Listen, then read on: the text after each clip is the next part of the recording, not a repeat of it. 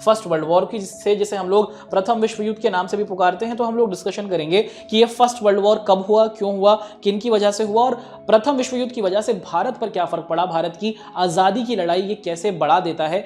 बात करेंगे क्रिप्स प्रस्ताव के बारे में और भारत का आखिरी आंदोलन जिसे कहा जाता है भारत छोड़ो आंदोलन। इसको भारतीय हो और अंग्रेजों को लगा कि तुम अंग्रेजों के खिलाफ कोई काम कर सकते हो, तो सिर्फ अंग्रेज क्या करते थे दोस्तों, शक की बिना पर है। और साल 1929 में आप देखते हैं कि उस समय का जो सबसे बड़ा अंग्रेज अधिकारी था जिसका नाम था लॉर्ड इरविन।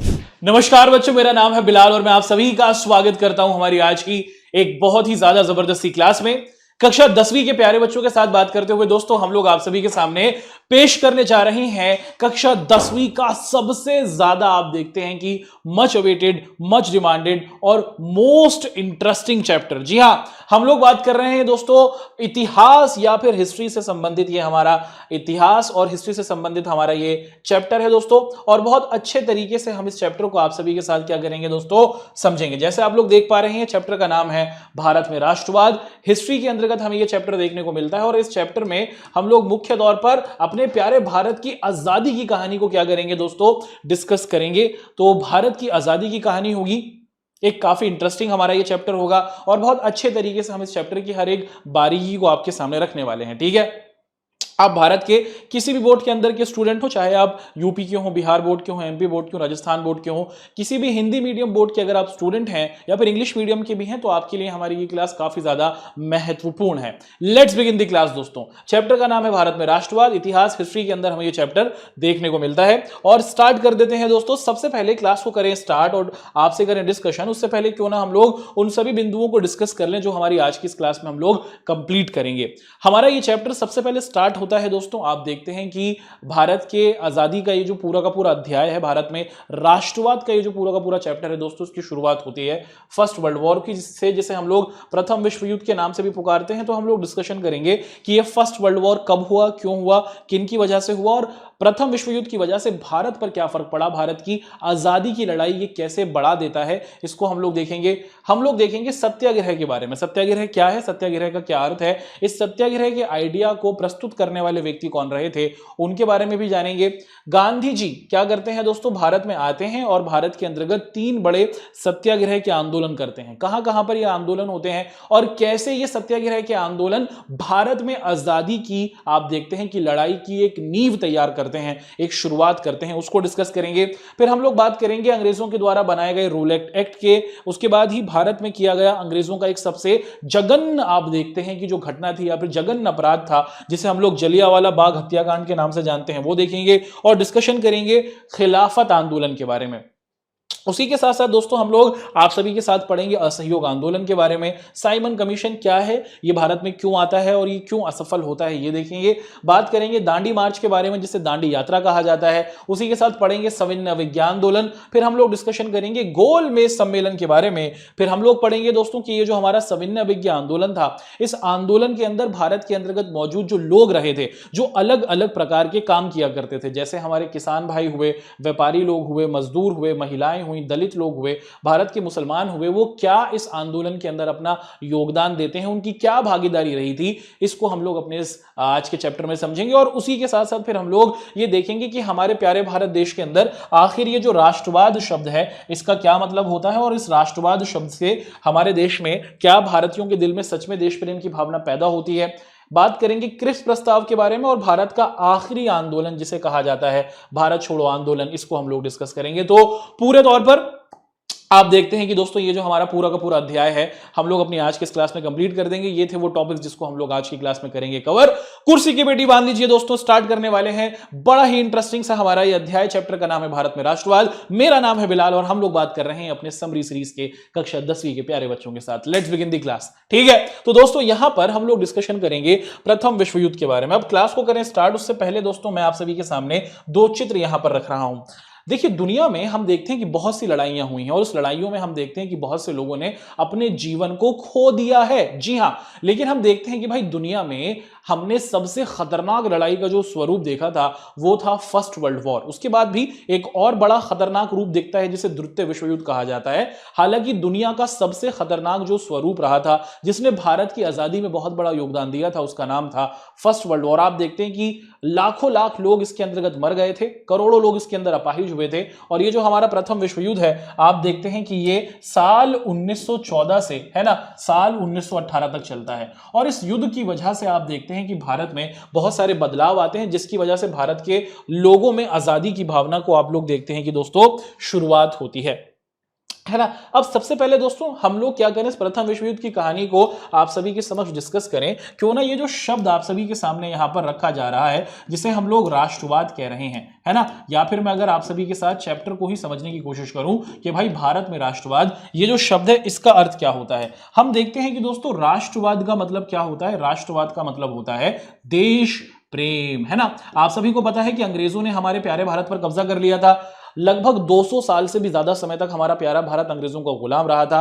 भारत के लोग आप देखते हैं कि ये जो अंग्रेज थे बहुत चतुर थे। ये भारत में आते हैं, शुरुआत में व्यापारी बनकर आते हैं, बिजनेस करते हैं, फिर भारत में आने के बाद देखते हैं कि भारत तो बहुत अच्छा इलाका है, यहाँ की जलवायु बहुत अच्छी है, यहाँ पर हर प्रकार के संसाधन है। वो भारत के लोगों को आपस में लड़वा देते हैं, एक राजा को दूसरे राजा से, एक धर्म के लोगों को दूसरे धर्म के लोगों से, एक जाति विशेष के लोगों को दूसरी जाति विशेष के लोगों से, और एक भाषा बोलने वालों को दूसरी भाषा से लड़वाते हैं। फूट डालो शासन करो किस नीति के तहत अंग्रेज हमारे प्यारे भारत पर अपना कब्जा कर लेते हैं। 200 साल तक हमारा प्यारा भारत अंग्रेजों का गुलाम बना रहता है। और आप देखते हैं कि इस जघन्य प्रक्रिया में ये जो लंबी प्रक्रिया चलती है जिसमें भारत को गुलाम बनाया जाता है, भारतीयों के दिल में आप देखते हैं कि ये जो देश प्रेम की भावना थी ना दोस्तों ये पैदा होनी शुरू होती है और इसे ही हम लोग राष्ट्रवाद कहते हैं। राष्ट्रवाद क्या है कि आप अपने देश पर मर मिटने को तैयार होते हैं। और भारत की राष्ट्रवाद की जब भी कहानी को हम लोग डिस्कस करते हैं कि कब भारतीयों के दिल में जो देश प्रेम था वो धीरे धीरे बढ़ता चला गया, और ऐसी एक घटना घटती है जिससे ये देश प्रेम जो था दोस्तों बड़े स्तर पर आप देखते हैं कि बाहर आ जाता है, और वो है प्रथम विश्व युद्ध। तो अब तक हमने राष्ट्रवाद का क्या मतलब होता है वो समझा। राष्ट्रवाद का मतलब है कि आप अपने देश से प्रेम करते हैं, देश पर मर मिटने को तैयार हैं, देश पर अपनी जान को न्यौछावर करने को तैयार हैं। स्टार्ट करते हैं। यहां पर हम लोग डिस्कशन कर रहे हैं फर्स्ट वर्ल्ड वॉर के बारे में, या फिर जिसे हम लोग प्रथम विश्व युद्ध भी कहते हैं।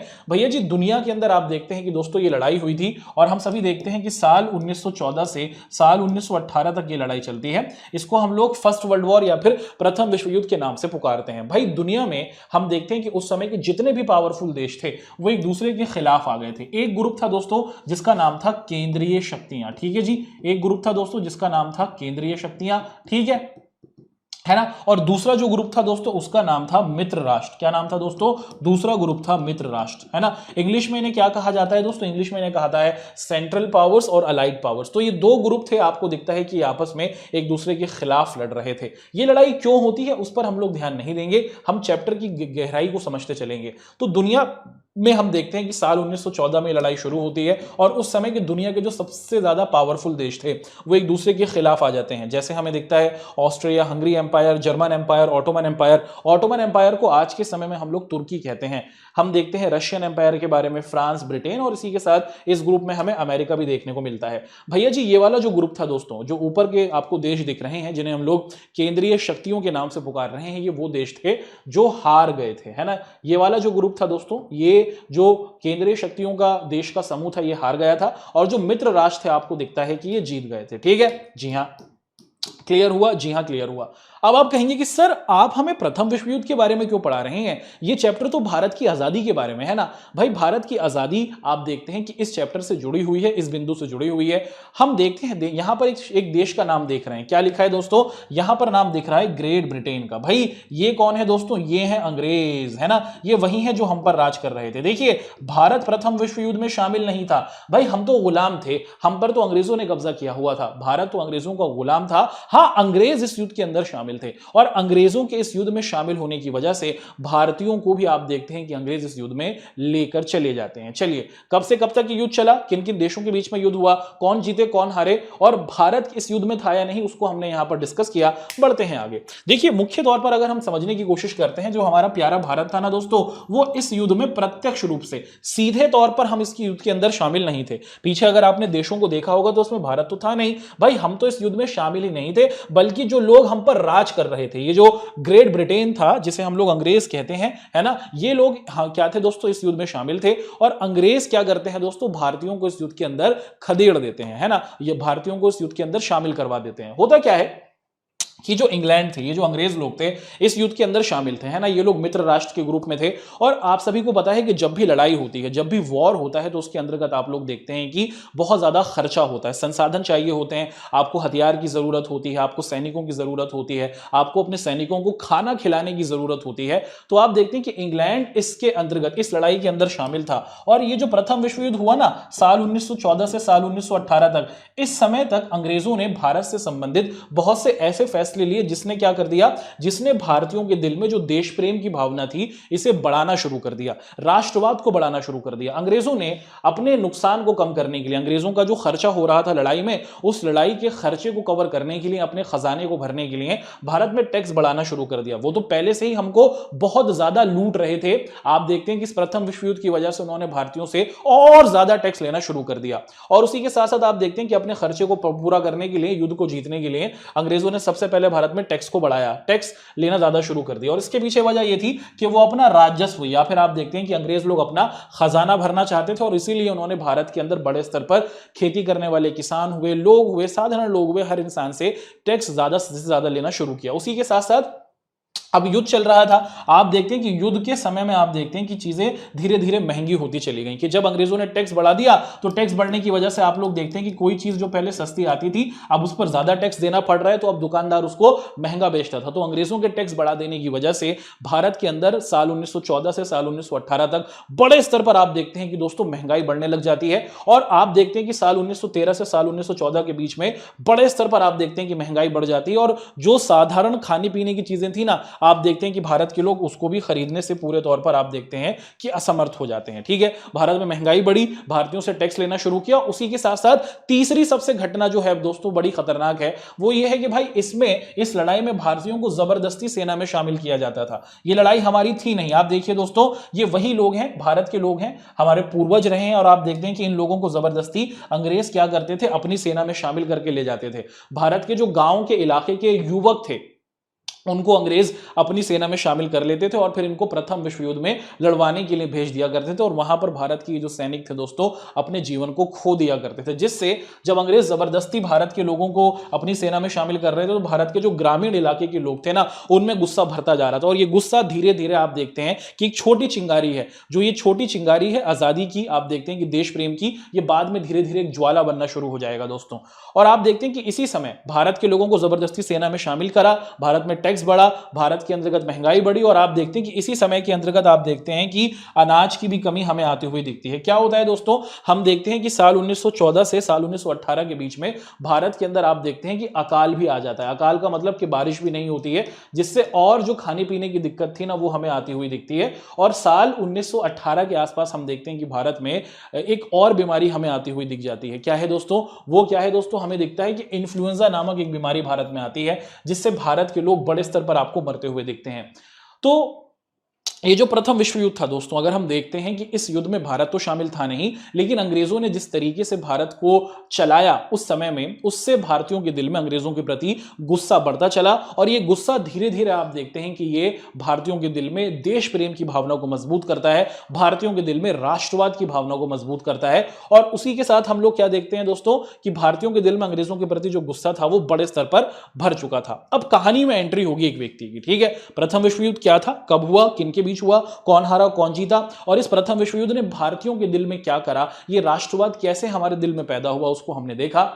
अब कहानी में दोस्तों एंट्री होगी एक ऐसे शख्स की जिसने भारत के जो लोग थे, जो देश प्रेम में आप देखते हैं कि कहीं ना कहीं उनके दिल में अंग्रेजों के प्रति गुस्सा भरता जा रहा था। वो देख रहे थे कि हमसे महंगा सामान बेच रहे हैं, हमसे टैक्स ज्यादा ले रहे हैं, हमारे लड़कों को जबरदस्ती सेना में शामिल कर रहे हैं, हमारे देश में अकाल पड़ गया कोई ध्यान नहीं दे रहे, हम महामारी में मर रहे हैं हमारी तरफ ध्यान नहीं दिया जा रहा। तो भारतीयों के दिल में गुस्सा था, और इस गुस्सा को, अब ये जो गुस्सा था दोस्तों, आप देखते हैं कि इस गुस्से को एक मार्ग दिखाने के लिए एक व्यक्ति की कहानी में एंट्री हो रही है, और इनका नाम क्या है दोस्तों, आप लोग देखते हैं कि इनका नाम है महात्मा गांधी। जी हां, हम देखते हैं कि जो दोस्तों 9 जनवरी साल 1915 को गांधी जी क्या करते हैं दोस्तों, भारत के अंतर्गत आते हैं। अब आप पूछेंगे कि सर जी कहां से आते हैं, हमारे जो गांधी जी थे दोस्तों, हम देखते हैं कि ये दक्षिण अफ्रीका गए थे, है ना, दक्षिण अफ्रीका गए थे, और वहां पर ये क्या करते हैं दोस्तों, वकालत का काम कर रहे थे। क्या कर रहे थे, वहां पर वकील थे, और साल 1915 में 9 जनवरी 1915 को ये भारत आते हैं। और भारत आ जाने के बाद ये लोग क्या करते हैं दोस्तों, गांधी जी भारत के लोगों के सामने एक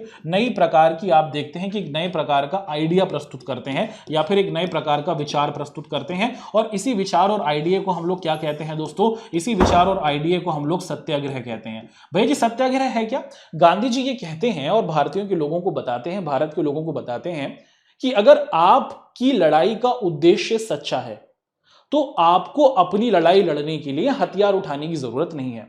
ये देश किसका था, क्या अंग्रेजों का था कि भारतीयों का था, भारतीयों का था। इस देश में कौन गुलाम बनाए गए थे, भारत की अंग्रेज, भारत के लोगों को बनाया गया था। हमारे लोगों के साथ गलत हो रहा था या फिर अंग्रेजों के साथ गलत हो रहा था, हमारे लोगों के साथ गलत हो रहा था।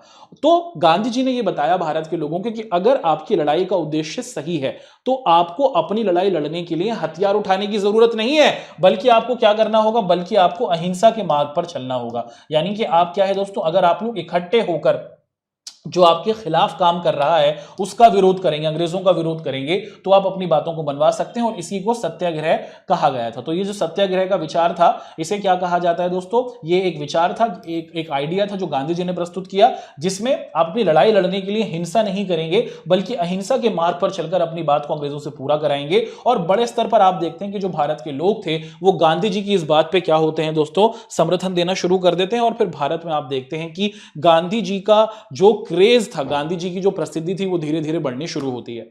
आखिर कैसे गांधी जी भारत के अंतर्गत भारत के लोगों को आप देखते हैं कि सफल बना देते हैं। तो भारत में हम देखते हैं कि दोस्तों गांधी जी जब आ जाते हैं उसके बाद भारतीयों के सामने ये सत्याग्रह का आइडिया प्रस्तुत किया जाता है, भारत के लोगों को तैयार किया जाता है कि हिंसा नहीं करेंगे, हम हथियार नहीं उठाएंगे, हम अहिंसा के मार्ग के जरिए इकट्ठे होकर अंग्रेजों को क्या करेंगे, दबोचेंगे और अपनी बात को पूरा कराएंगे। हम देखते हैं कि भारत के अंतर्गत गांधी जी के द्वारा 3 बड़े हमारे आंदोलन होते हैं सत्याग्रह के। सबसे पहला आंदोलन है दोस्तों चंपारण का आंदोलन, जो साल 1917 में होता है। उसके बाद दोस्तों एक और आंदोलन है जो साल 1918 में होता है, जिसे खेड़ा का किसान आंदोलन कहते हैं। और साल 1918 में ही हमें अहमदाबाद में मजदूरों का आंदोलन दिखता है। देखिए एक बात यहां पर क्लियर करनी जरूर है कि आपकी पाठ्य पुस्तकों के अंदर क्या लिखा गया है दोस्तों, वहां पर लिखा है कि चंपारण का आंदोलन साल 1916 में हुआ है। ऐसा नहीं है, ये साल गलत है, इसकी जो सही तारीख है वो साल 1917 है। ठीक है, तो साल 1917 को ही आपको सही तारीख माननी है। तो गांधी जी जब भारत आ गए, भारत के लोगों के सामने गांधी जी ने ये आइडिया प्रस्तुत कर दिया कि आप लोगों को अब इकट्ठे होकर क्या करना है, विरोध करना है, आंदोलन करना है। और अब हम लोग एक एक कर इन आंदोलनों के बारे में पढ़ेंगे कि क्या ये आंदोलन सफल हुए, क्या भारत के लोगों ने सच में अंग्रेजों के खिलाफ इकट्ठे होकर अपनी बातों को मनवाया। इसको हम लोग यहां से क्या करते हैं दोस्तों, समझने की कोशिश करते हैं। सबसे पहला जो आंदोलन गांधी जी भारत में आने की बात करते हैं दोस्तों, सबसे शुरुआती जो आंदोलन था इसको कहा जाता है चंपारण का आंदोलन। चंपारण कहां पड़ता है, अगर आप बिहार के मानचित्र को देखते हैं दोस्तों, तो ये जो क्षेत्र है इसको हम लोग चंपारण के नाम से पुकारते हैं। और आप देखते हैं कि यहां से ही क्या होता है दोस्तों, गांधी जी क्या करते हैं दोस्तों, राजनीति में या फिर पॉलिटिक्स में प्रवेश करते हैं। और चंपारण के जरिए ही गांधी जी की प्रसिद्धि भारत के अंदर बड़े स्तर पर आप देखते हैं कि पहुंचने लग जाती है। बेसिकली ये जो चंपारण नामक इलाका है ना, यहां पर क्या होता था दोस्तों, हम देखते हैं कि अंग्रेज जो थे वो चंपारण के किसानों से क्या करते थे दोस्तों, नील उगवाया करते थे। अब ये नील क्या होता है ये देख लीजिए, कुछ इस प्रकार से होता है। आप देख पा रहे हैं दोस्तों, जी हां, आप देखते हैं कि नील के पौधे होते हैं, नील की खेती करवाई जाती है और जब ये निकाल लिया जाता है, पौधे निकालने के बाद कुछ इस तरीके से ही हमें दिखता है। कपड़ों को रंगने के लिए आप देखते थे कि इसकी खेती की जाती थी उस समय में। भाई होता क्या था कि अगर कोई इंसान है, अगर आप देखते हैं कि भारत में कोई खेत का मालिक है, कोई किसान है, तो अंग्रेज कहते थे कि तुम्हारे पास जो तुम्हारी 85% जमीन है उस पर तुम्हें जो उगाना है उगाओ, लेकिन 15% जमीन पर तुम्हें क्या करना होगा, तुम्हें नील की खेती करनी ही होगी। और ये जो 15% पर आप देखते हैं कि जबरदस्ती अंग्रेज नील की खेती कराते थे, इसको कहा जाता था 3 कठिया प्रणाली। कि भैया आप 85% जमीन पर जो उगाना है उगाओ, 55% जमीन पर जो उगाना है उगाओ, 15% पर नील को उगाना ही होगा। सर किसान नील को उगाने का विरोध क्यों कर रहे थे, किसानों को क्या परेशानी थी? भाई परेशानी ये थी, आप देखते थे कि दोस्तों परेशानी ये थी कि अगर आप लगातार अपने खेत में नील की खेती करते हैं तो आपके खेत कुछ ऐसे हो जाएंगे।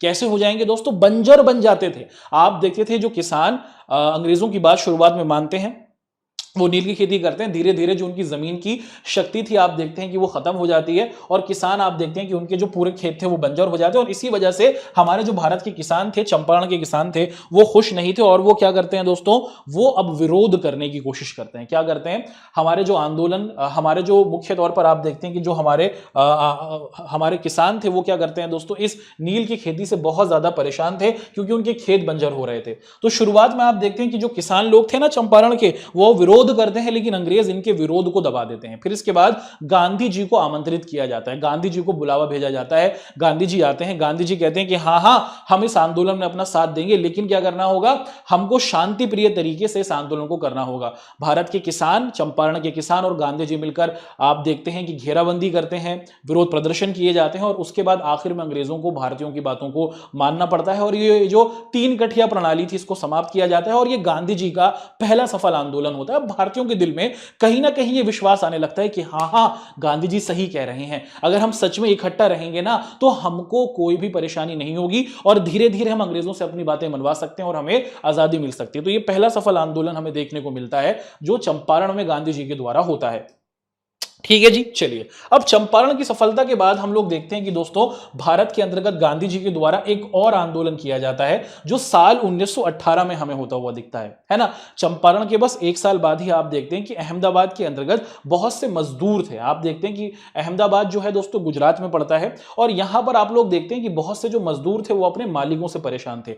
ये वाला जो हमारा आंदोलन था ये अंग्रेजों के लिए नहीं था। बहुत से अहमदाबाद में आप देखते हैं कि जो भारतीय मालिक थे, फैक्ट्री के मालिक थे, उसके खिलाफ भारत के लोग ही, भारत के जो हमारे फैक्ट्रियों के मालिक थे एक दूसरे के खिलाफ विरोध कर रहे थे। भारत के मजदूर परेशान थे। क्यों परेशान थे भैया जी, होता क्या है दोस्तों कि उस समय ना एक बीमारी फैल जाती है। आप क्या देखते हैं कि जो हमारा अहमदाबाद शहर था वहां पर एक बीमारी फैल जाती है। सर कौन सी बीमारी फैलती है? आप देखते हैं कि दोस्तों प्लेग नामक बीमारी आप देखते हैं कि फैल जाती है अहमदाबाद शहर में। और इस प्लेग नामक बीमारी से आप देखते हैं कि जो मजदूर थे उनको बहुत ज्यादा परेशानी होती है। प्लेग नामक बीमारी आप देखते हैं कि चूहों के बहुत ज्यादा होने से हो जाती है। जब चूहे बहुत ज्यादा हो जाते हैं तो उनसे जो बीमारी पैदा होती है उसे प्लेग कहा जाता है। अहमदाबाद में ये बीमारी पैदा होती है, इससे मजदूर बहुत ज्यादा प्रभावित होते हैं। अब मजदूर लोग क्या करते हैं, अपने फैक्ट्रियों के मालिक से कहते हैं कि भाई परेशानी चल रही है, आप क्या करो, आप ना हमें थोड़ा सा पैसा बढ़ा कर दो। क्या करो दोस्तों, हमें थोड़ा पैसा एक्स्ट्रा दे दो ताकि हम अपनी दवाई ववाई करा सकें। लेकिन आप देखते हैं कि जो मजदूर लोग थे ना वो कहते हैं कि हमारी सैलरी को 50% बढ़ा के दो, हमारी सैलरी को 50% बोनस दे दो हमें अभी से ही।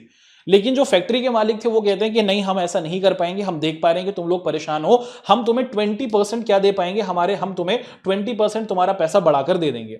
अब यहीं पर आप देखते हैं कि दुविधा खड़ी हो जाती है। मजदूर कहते हैं कि 50% पैसा चाहिए और आप देखते हैं कि ये जो फैक्ट्री के मालिक थे ये कहते हैं कि 20% ही पैसा बढ़ाया जाएगा। और इस स्थिति में आप देखते हैं कि जो मजदूर लोग थे ना वो क्या करते हैं दोस्तों, विरोध करना शुरू कर देते हैं। वो कहते हैं कि नहीं भैया हमारी बातों को तो मानना ही होगा।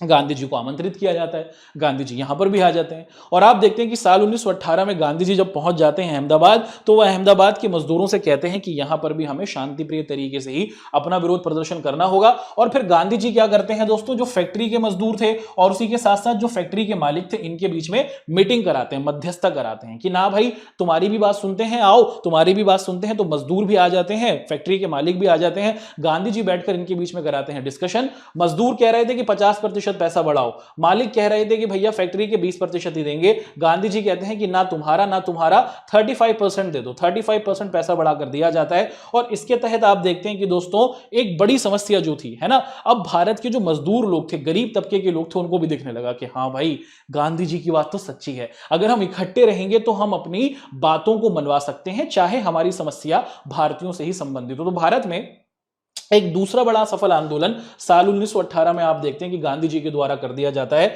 अब तक ये 2 सफल आंदोलन गांधी जी के द्वारा आप देखते हैं कि कर दिए गए। अच्छा, इस आंदोलन में गांधी जी ने क्या किया था दोस्तों, एक विचित्र प्रकार के तरीके को अपनाया था। उन्होंने क्या कहा था, उन्होंने भूख हड़ताल कर ली थी। उन्होंने ये कह दिया था कि जो फैक्ट्री के मालिक थे ना, वो बात सुनने को तैयार नहीं हो रहे थे।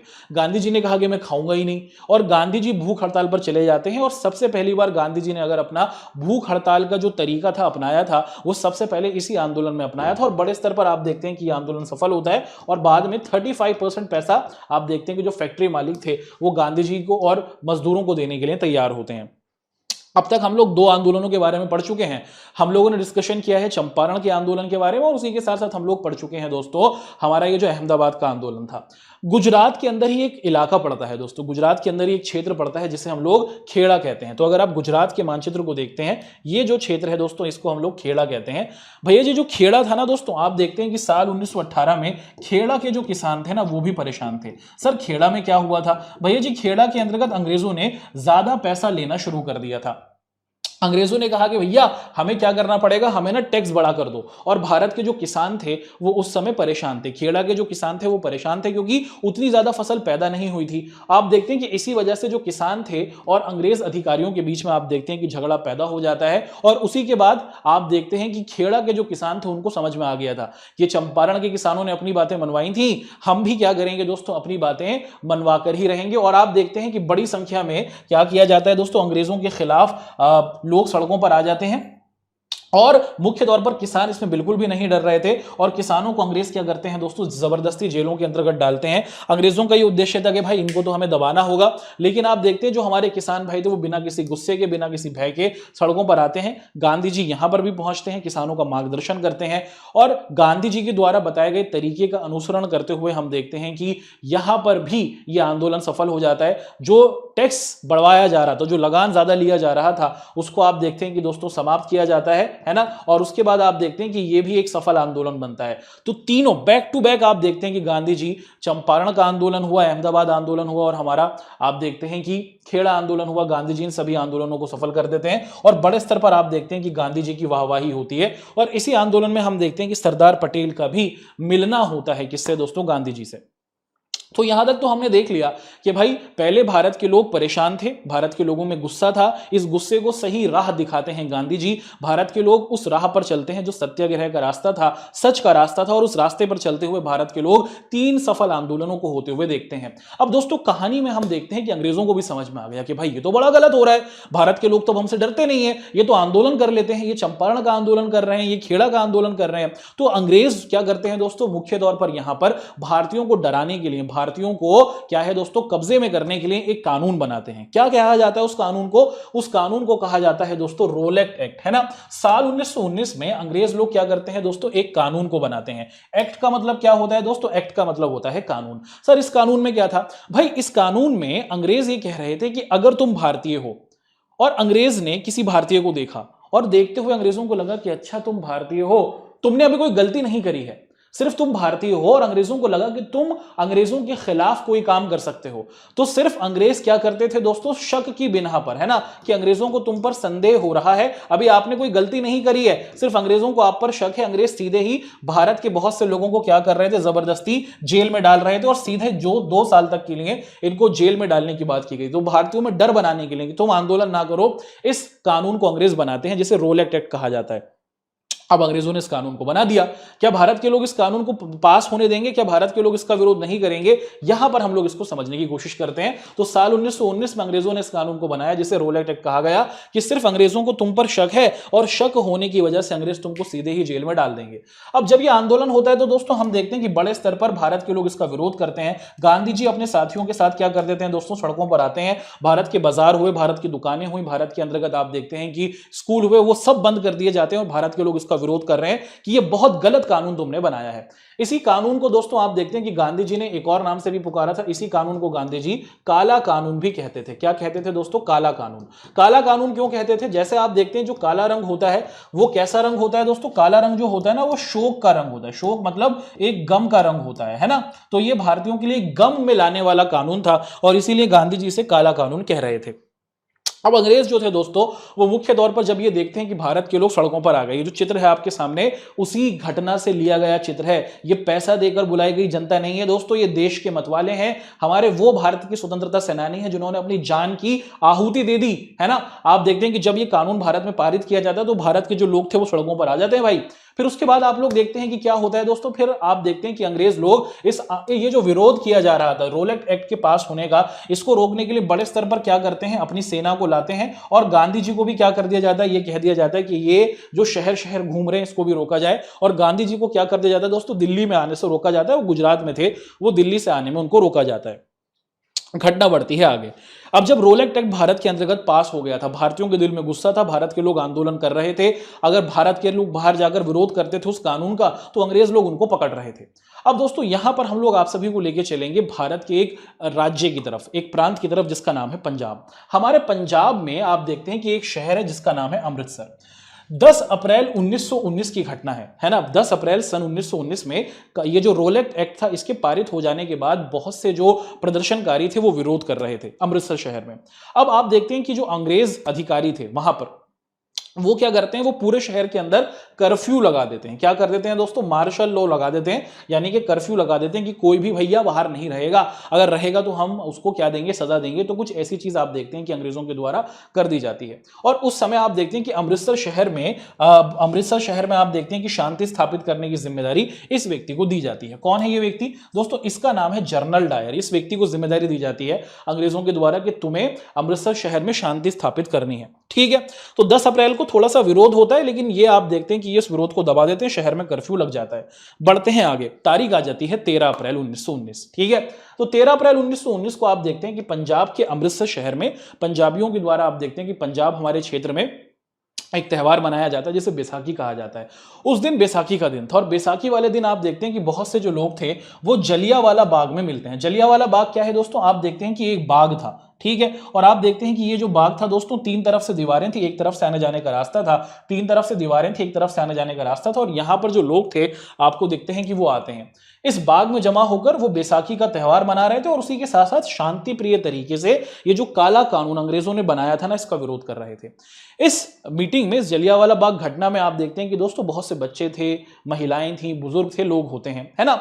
अब क्या होता है दोस्तों, अब ये जो घटना पता चलती है, आप देखते हैं कि ये जो जनरल डायर था, जब इसे पता चलता है कि ये लोग यहां पर आ गए, ये अपनी सेना को लेकर पहुंच जाता है। और आप देखते हैं कि उस एक ही तरफ से आने जाने का रास्ता था, सिर्फ एक ही रास्ता था, एक ही दरवाजा था, उसी दरवाजे पर ये अपने अधिकारियों के साथ खड़ा हो जाता है, अपने सैनिकों के साथ खड़ा हो जाता है और लोगों को आप देते हैं कि लोगों पर फायर करने का ऑर्डर दे देता है।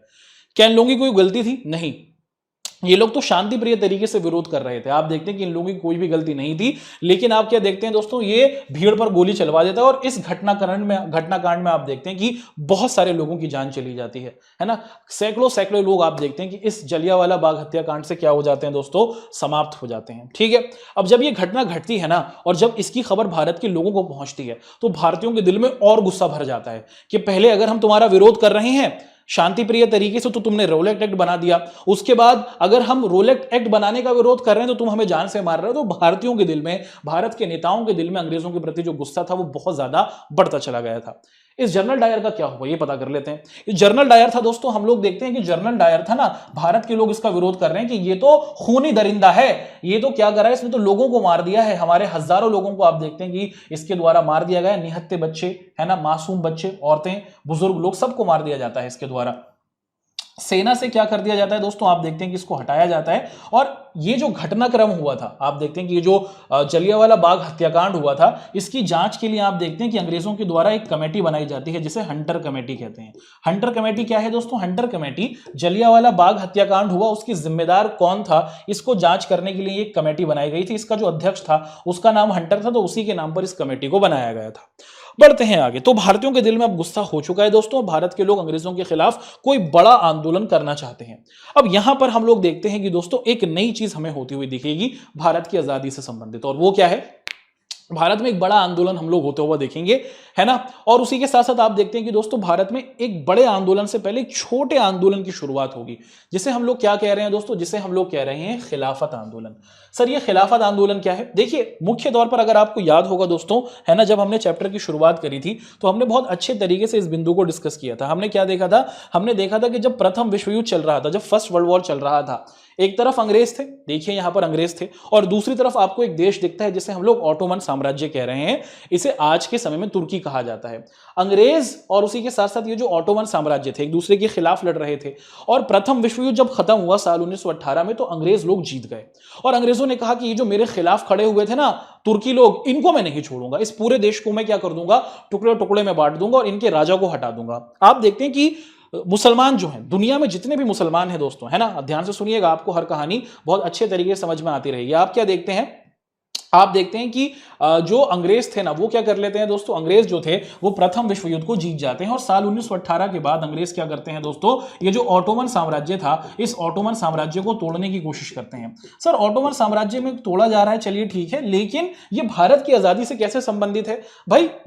आप देखते हैं कि दोस्तों होता क्या था, आप देखते हैं कि ये जो हमारा ऑटोमन साम्राज्य था, जिसे हम लोग आज के समय में किस नाम से पुकार रहे हैं, जिसे आज के समय में हम लोग तुर्की कह रहे हैं, बेसिकली दुनिया में जितने भी मुसलमान हैं, दुनिया में जितने भी मुसलमान हैं, उनका जो सबसे बड़ा धार्मिक नेता होता है उसे क्या कहा जाता है दोस्तों, उसे कहा जाता है खलीफा।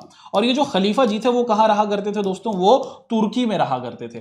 तो अंग्रेज क्या करते हैं, अंग्रेज ऑटोमन साम्राज्य या फिर तुर्की जो देश था इसको तोड़ने की कोशिश करते हैं। उसी के साथ साथ अंग्रेज ये भी कहते हैं कि जो खलीफा का पद है ना, हम इसको भी समाप्त कर देंगे, हम खलीफा को मानेंगे नहीं, कि खलीफा नामक कोई चीज नहीं होती, इनके पद को भी समाप्त करने की बात की जाती है।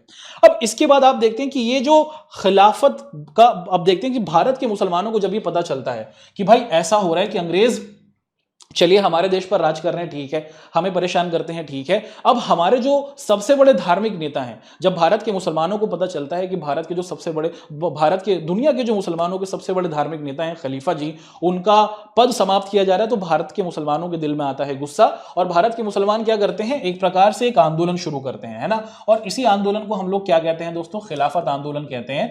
जो तुर्की में रहने वाले खलीफा थे उनके पद को बचाने के लिए आप देखते हैं कि इस आंदोलन को शुरू किया जाता है ना। इस आंदोलन को शुरू करने वाले व्यक्ति कौन थे दोस्तों, दो भारतीय थे। कौन है ये दो भारतीय, एक का नाम है दोस्तों शौकत अली, है ना, और दूसरे का नाम है मोहम्मद अली। तो भारत के अंतर्गत दो भारतीय भाई थे, शौकत अली और मोहम्मद अली, इन दोनों के द्वारा आप देखते हैं कि इस आंदोलन को शुरू किया जाता है, जिसका नाम था खिलाफत आंदोलन। और ये भारत के मुसलमान जो नाराज थे, जो ये नहीं चाह रहे थे कि खलीफा का जो अपमान हो रहा है ना, ये नहीं होने देंगे, खलीफा के पद को समाप्त नहीं होने देंगे।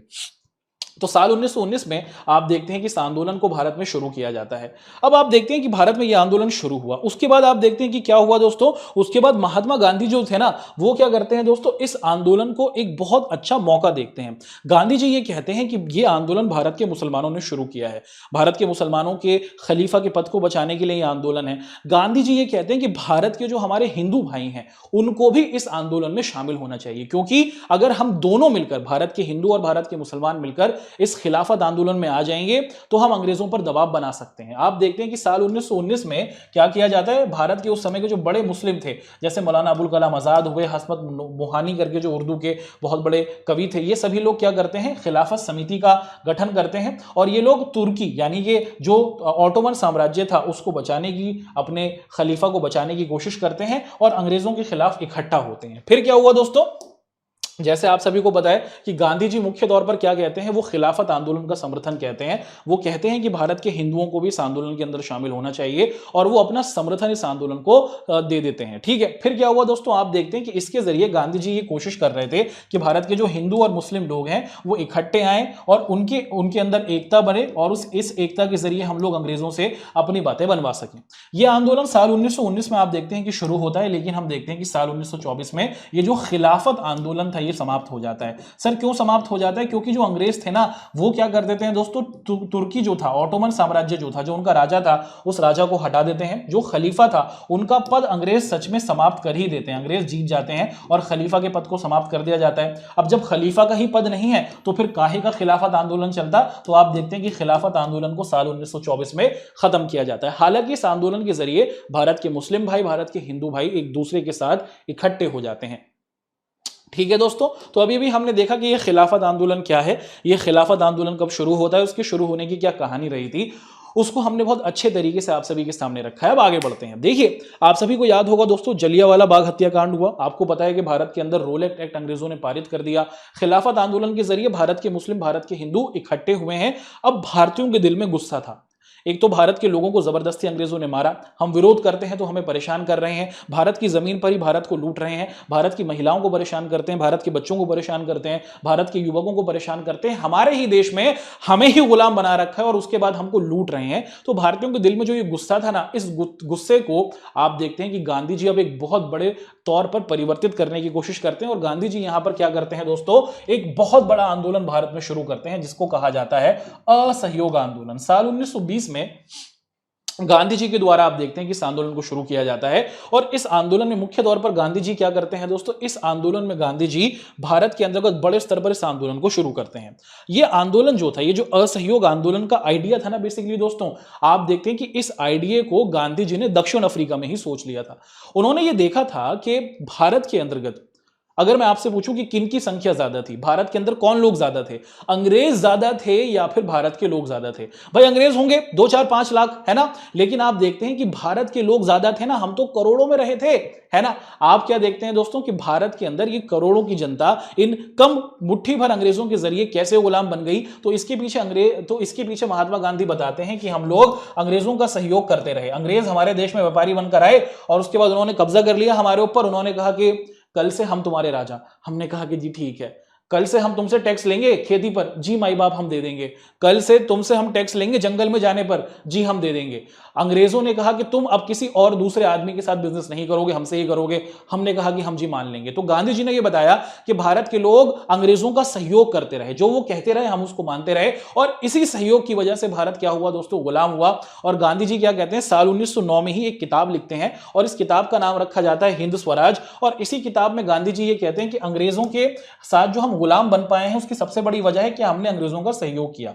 अगर हमें अपने देश को आजादी प्राप्त करनी है तो उसका सही तरीका क्या है कि हम अंग्रेजों से सहयोग करना बंद कर दें, यानी कि उनके साथ हम बिजनेस करना बंद कर दें, उनके बनाए हर एक प्रकार का जो सामान है उनसे खरीदना बंद कर दें, उनके कॉलेज में जाना बंद कर दें। तो अंग्रेजों के पास कोई आइडिया नहीं रहेगा और उनको क्या करना पड़ेगा, 1 साल के अंतर्गत ही हमारे देश को छोड़कर जाना पड़ेगा। तो ये जो असहयोग आंदोलन का आइडिया था गांधी जी ने अपनी इस पुस्तक के अंतर्गत दिया। और फिर साल 1920 में गांधी जी क्या करते हैं दोस्तों, इस आंदोलन को शुरू कर देते हैं। भारतीयों के दिल में गुस्सा था और इस आंदोलन को आप देखते हैं कि सही तरीके से आगे बढ़ाने की कोशिश की जाती है। होता क्या है उस समय के अंतर्गत, आप देखते हैं कि भारत के अंतर्गत जो भारत के लोग अंग्रेजी सेना में थे वो नौकरियां छोड़ देते हैं, अंग्रेजों की पुलिस में थे वो अपनी नौकरियां छोड़ देते हैं। भारत के अंदर जो स्कूल के अंदर जाने वाले बच्चे थे वो अंग्रेजी स्कूल, और टीचर जो थे जो अंग्रेजी स्कूल में पढ़ाया करते थे वो भी अपने स्कूल में जाना बंद कर देते हैं। भारत के लोग अंग्रेजी सामान का बहिष्कार कर देते हैं और बड़े लेवल पर आप लोग देखते हैं कि हम लोग अपने देश में ये जो हमारा असहयोग आंदोलन था ना, इसे शुरू करते हैं। उसी के साथ साथ बहुत से भारतीयों को अंग्रेजों ने बहुत सी उपाधियां दी थी। अंग्रेज लोग जो भारत के प्रति आपको दिखता है जो बहुत ही विद्वान व्यक्ति थे, है ना, उनको सम्मान के तौर पर उपाधियां दिया करते थे, उनके नाम के आगे सर लगा दिया करते थे, है ना।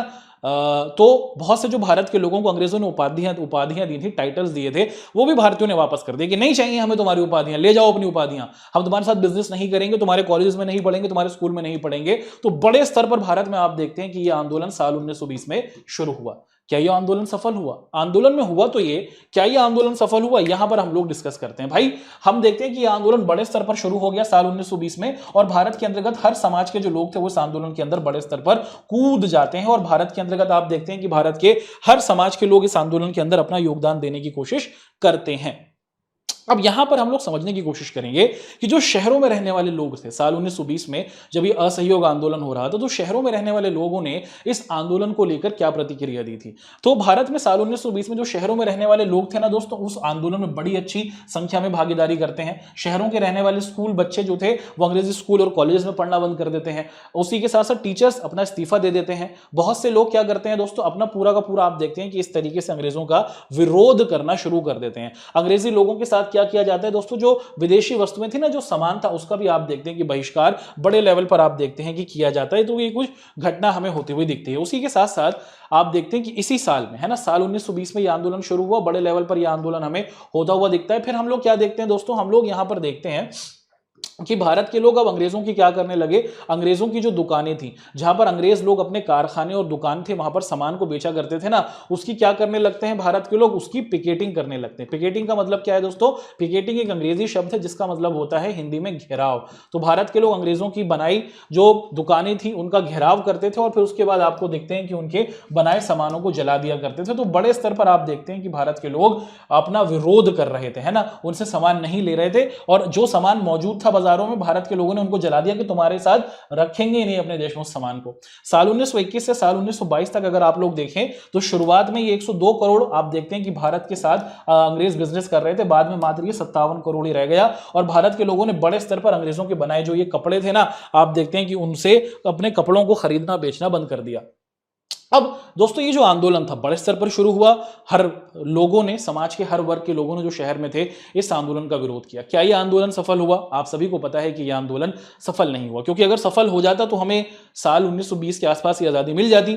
यह आंदोलन असफल हुआ। इस आंदोलन के असफल होने की वजह क्या थी दोस्तों, हम देखते हैं कि मुख्य तौर पर यह कहा गया था ना कि हम भारत के लोग क्या करेंगे, भारत के ही कपड़े पहनेंगे, भारत में जो खादी कपड़ा होता है वो पहनने की बात की गई थी। लेकिन परेशानी ये थी कि ये जो खादी का कपड़ा होता है ना दोस्तों, आप देखते हैं कि ये थोड़ा महंगा था और जो अंग्रेज कपड़ा बनाकर भेजते थे वो थोड़ा सस्ता था। तो भारत के लोग ना चाहते हुए भी, जो भारत की गरीब जनता थी, उनके पास ऑप्शन ही नहीं था, उनको क्या करना पड़ा दोस्तों, अंग्रेजों के सामान को ही खरीदना पड़ा। शुरुआत में उन्होंने नहीं खरीदा, लेकिन बाद में आप देखते हैं कि इनके पास कोई ऑप्शन ही नहीं था और धीरे धीरे आप देखते हैं कि उनको क्या करना पड़ा, उनको दोबारा से अंग्रेजों के बनाए जो कपड़े थे उनको खरीदना पड़ा।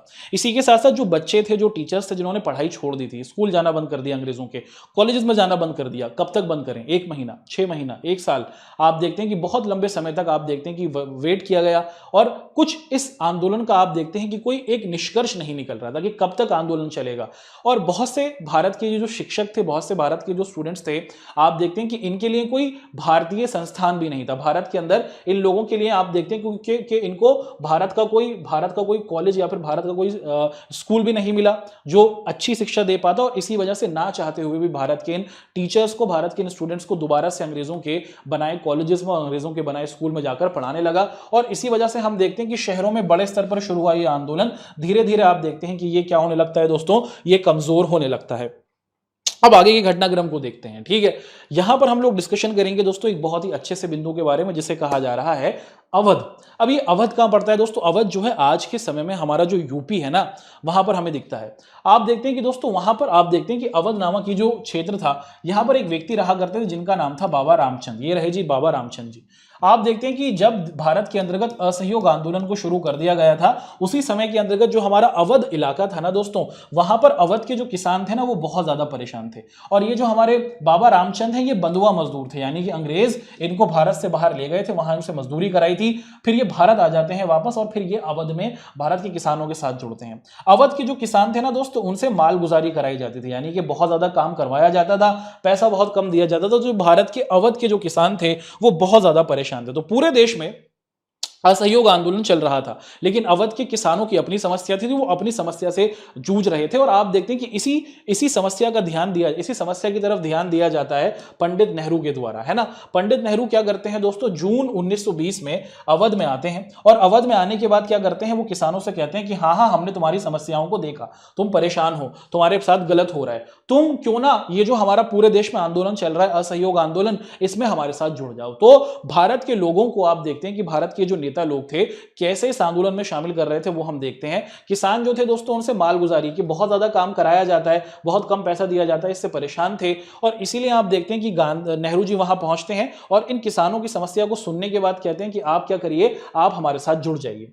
अक्टूबर के महीने में आप देखते हैं कि अवध के अंदर एक मीटिंग कराई जाती है, एक किसान की सभा लगाई जाती है और इस मीटिंग में हम देखते हैं कि नेहरू जी, बाबा रामचंद्र जी और अन्य लोग आते हैं और उसी के साथ ये कह दिया जाता है कि भैया ये जो अवध का किसान आंदोलन है ना, इस अवध के किसान आंदोलन को क्या किया जाएगा, असहयोग आंदोलन के साथ जोड़ दिया जाएगा और ये कोशिश की जाएगी कि हम मुख्य तौर पर क्या करेंगे, ये जो किसानों की समस्या है इस आंदोलन के जरिए उसको हम अंग्रेजों से हल करवा देंगे। तो इस तरीके से अवध के किसानों को क्या किया जाता है, आप देखते हैं कि दोस्तों इस आंदोलन में शामिल किया जाता है। तो किसान तो जुड़ जाते हैं, लेकिन आप देखते हैं कि दोस्तों हमारे जो आदिवासी लोग हैं उनका क्या रहता है इस आंदोलन के बारे में, इसको हम लोग डिस्कशन कर लेते हैं। मुख्य तौर पर यहां पर हम लोग बात करेंगे किसके बारे में दोस्तों, यहां पर हम लोग बात करेंगे अल्लूरी सीताराम राजू के बारे में, है ना। तो साल 1920 में ये जो हमारा असहयोग आंदोलन शुरू हुआ था, तो किसान लोगों ने तो बड़े लेवल पर असहयोग आंदोलन में अपना समर्थन दे दिया था। भारत के जो आदिवासी लोग हैं जो जंगलों में रहते हैं उनके लिए ये आंदोलन कैसा था, क्या वो अंग्रेजों से परेशान थे? जी हां, वो भी परेशान थे। भारत के इन आदिवासियों को अंग्रेजों के द्वारा एक कानून बनाकर उन्हीं के जंगलों में जाने की आज्ञा नहीं दी गई थी। और इसी समय हम देखते हैं कि दोस्तों अल्लूरी सीताराम राजू नामक करके जो व्यक्ति हैं वो आपको आते हुए दिखते हैं। ये अल्लूरी सीताराम राजू कौन है, चलिए आपको दिखा देते हैं। अल्लूरी सीताराम राजू का ये वास्तविक चित्र है दोस्तों, और इन्हीं पर आप देखते हैं कि रिसेंटली एक मूवी बनी है RRR, आपने देखा होगा, है ना। ये जो रामचंद्र जी हैं दोस्तों, ये जो रामचंद्र एक्टर हैं, है ना, इन्होंने ही इनका कैरेक्टर अदा किया था, इन्होंने ही इनका कैरेक्टर प्ले किया था। तो अल्लूरी सीताराम राजू क्या है दोस्तों, आप देखते हैं कि एक भारतीय स्वतंत्रता क्रांतिकारी थे और ये क्या करते हैं दोस्तों, ये आंध्र प्रदेश में साल 1922 में रंपा आंदोलन को शुरू करते हैं अंग्रेजों के खिलाफ। अंग्रेजों ने ना साल 1882 में कानून बनाया था जिसके तहत भारत के ये जो आदिवासी लोग थे वो अपने ही जंगलों में नहीं जा सकते, जिसका ये लोग विरोध कर रहे थे और साल 1922 में फिर अल्लूरी सीताराम राजू इसका विरोध करते हैं। अब अंग्रेज जो थे दोस्तों वो क्या करते हैं, वो अल्लूरी सीताराम राजू के खिलाफ खड़े हो जाते हैं।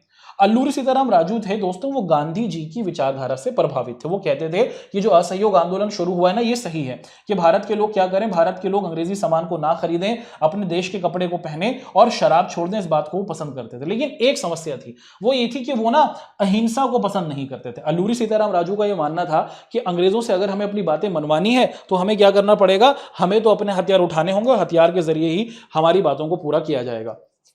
अब इसी वजह से आप देखते हैं कि जो अल्लूरी सीताराम राजू थे ना दोस्तों, इनके खिलाफ अंग्रेज इकट्ठा हो जाते हैं और इनको पकड़ने की कोशिश की जाती है। साल 1924 में हम देखते हैं कि अल्लूरी सीताराम राजू जी को क्या किया जाता है दोस्तों, पकड़ लिया जाता है और उनको फांसी लटका दी जाती है। और फिर आने वाले समय में अल्लूरी सीताराम राजू हमारे दक्षिण भारत में एक लोक नायक, बड़े स्वतंत्रता सेनानी के नाम से जाने जाते हैं। ठीक है, बढ़ते हैं आगे। तो यहां तक तो हमने देख लिया कि जो हमारे आदिवासी लोग थे दोस्तों वो इस संदर्भ में थे और उनके लिए क्या था दोस्तों, उनके लिए जो आंदोलन था, इनके लिए आंदोलन क्या था दोस्तों, ये जो असहयोग आंदोलन देश में शुरू हुआ ना, हमारे जो आपको दिखता है जो हमारे आदिवासी लोग थे, ये जब देश में असहयोग आंदोलन शुरू होता है तो आदिवासियों को लगा था कि भैया यहां पर अच्छा मौका है ना। आप देखते हैं कि अल्लूरी सीताराम राजू ने कहा कि इस आंदोलन से जुड़ना है, लेकिन वो हिंसा कर रहे थे तो ज्यादा बातें गांधी जी की उनके साथ नहीं मिलती और फिर उनको साल 1924 में फांसी दे दी जाती है।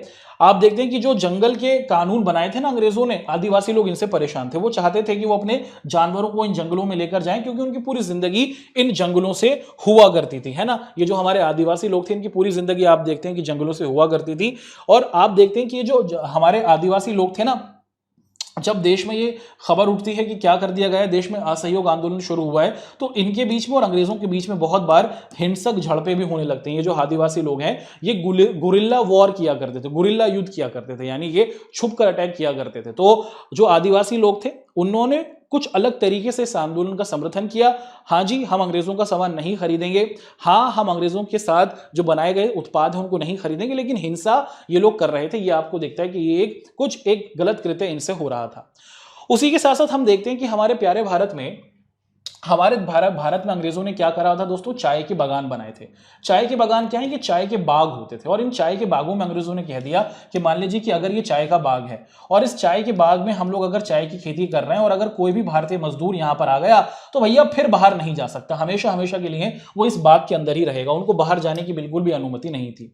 तो जब देश में ये खबर उठती है कि देश में असहयोग आंदोलन शुरू हुआ है तो भारत के जो ये हमारे चाय के बागानों में काम करने वाले मजदूर थे ना, इनको क्या लगा भाई, इनको लगा कि भाई भाई अब तो घर चलो, है ना, अब तो असहयोग आंदोलन हो गया। तो भारत के जो ये हमारे मासूम मजदूर थे जो इन चाय के बागानों में काम कर रहे थे, वो क्या करते हैं दोस्तों, वो घरों की तरफ निकलने लग जाते हैं, वो अपने बागानों को छोड़ देते हैं और वो भागना शुरू करते हैं रेलवे स्टेशन की तरफ कि अब तो आजादी मिल गई है, उनको ऐसा लगता है। लेकिन उनको आप देखते हैं कि पुलिसों के द्वारा पकड़ लिया जाता है और फिर आप देखते हैं कि उनको दंडित किया जाता है और बाद में वापस आप देखते हैं कि हमारे जो ये बागों में काम करने वाले मजदूर थे, इनको वापस ले आया जाता है बागों के अंदर। यहां पर एक शब्द लिखा है स्वराज, स्वराज का मतलब है स्वयं का राज। हमारे जो ये बाग में काम करने वाले मजदूर थे ना, इनको लगा कि भाई अब तो हमें आजादी मिल गई, ये आंदोलन हमें जरूर सफल करा देगा।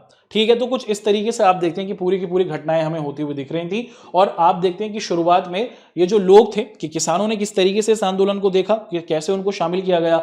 आदिवासी लोगों ने इसको आधे तौर पर इस्तेमाल किया लेकिन हिंसा की, और जो बाग में काम करने वाले मजदूर थे उन्होंने क्या कहा वो देखा, और शहर के लोगों ने कैसे इस आंदोलन में अपना योगदान दिया उसको हम लोग आप सभी के सामने समझ चुके हैं। लेकिन फिर क्या हुआ दोस्तों कि महीना आ जाता है फरवरी का और साल 1922 का। भाई फरवरी 1922 में आप देखते हैं कि गांधी जी इस आंदोलन को वापस ले लेते हैं। क्यों? हम देखते हैं कि भारत के लोगों से ना दोस्तों हिंसा हो जाती है। क्या हो जाती है? भारत के लोगों से आप देखते हैं कि हिंसा होती है। और क्या हिंसा होती है कि यूपी में आप देखते हैं कि दोस्तों एक इलाका है, क्या कहा जाता है दोस्तों, इसे कहा जाता है चौरी चौरा। ठीक है, यूपी में आप देखते हैं कि जो हमारा गोरखपुर नामक क्षेत्र है ना, वहां पर एक इलाका है चौरी चौरा, और यहीं पर आप देखते हैं कि जो चौरी चौरा नामक क्षेत्र था, यहां पर एक पुलिस थाना था। इस पुलिस थाने के आसपास अंग्रेज पुलिस वाले थे।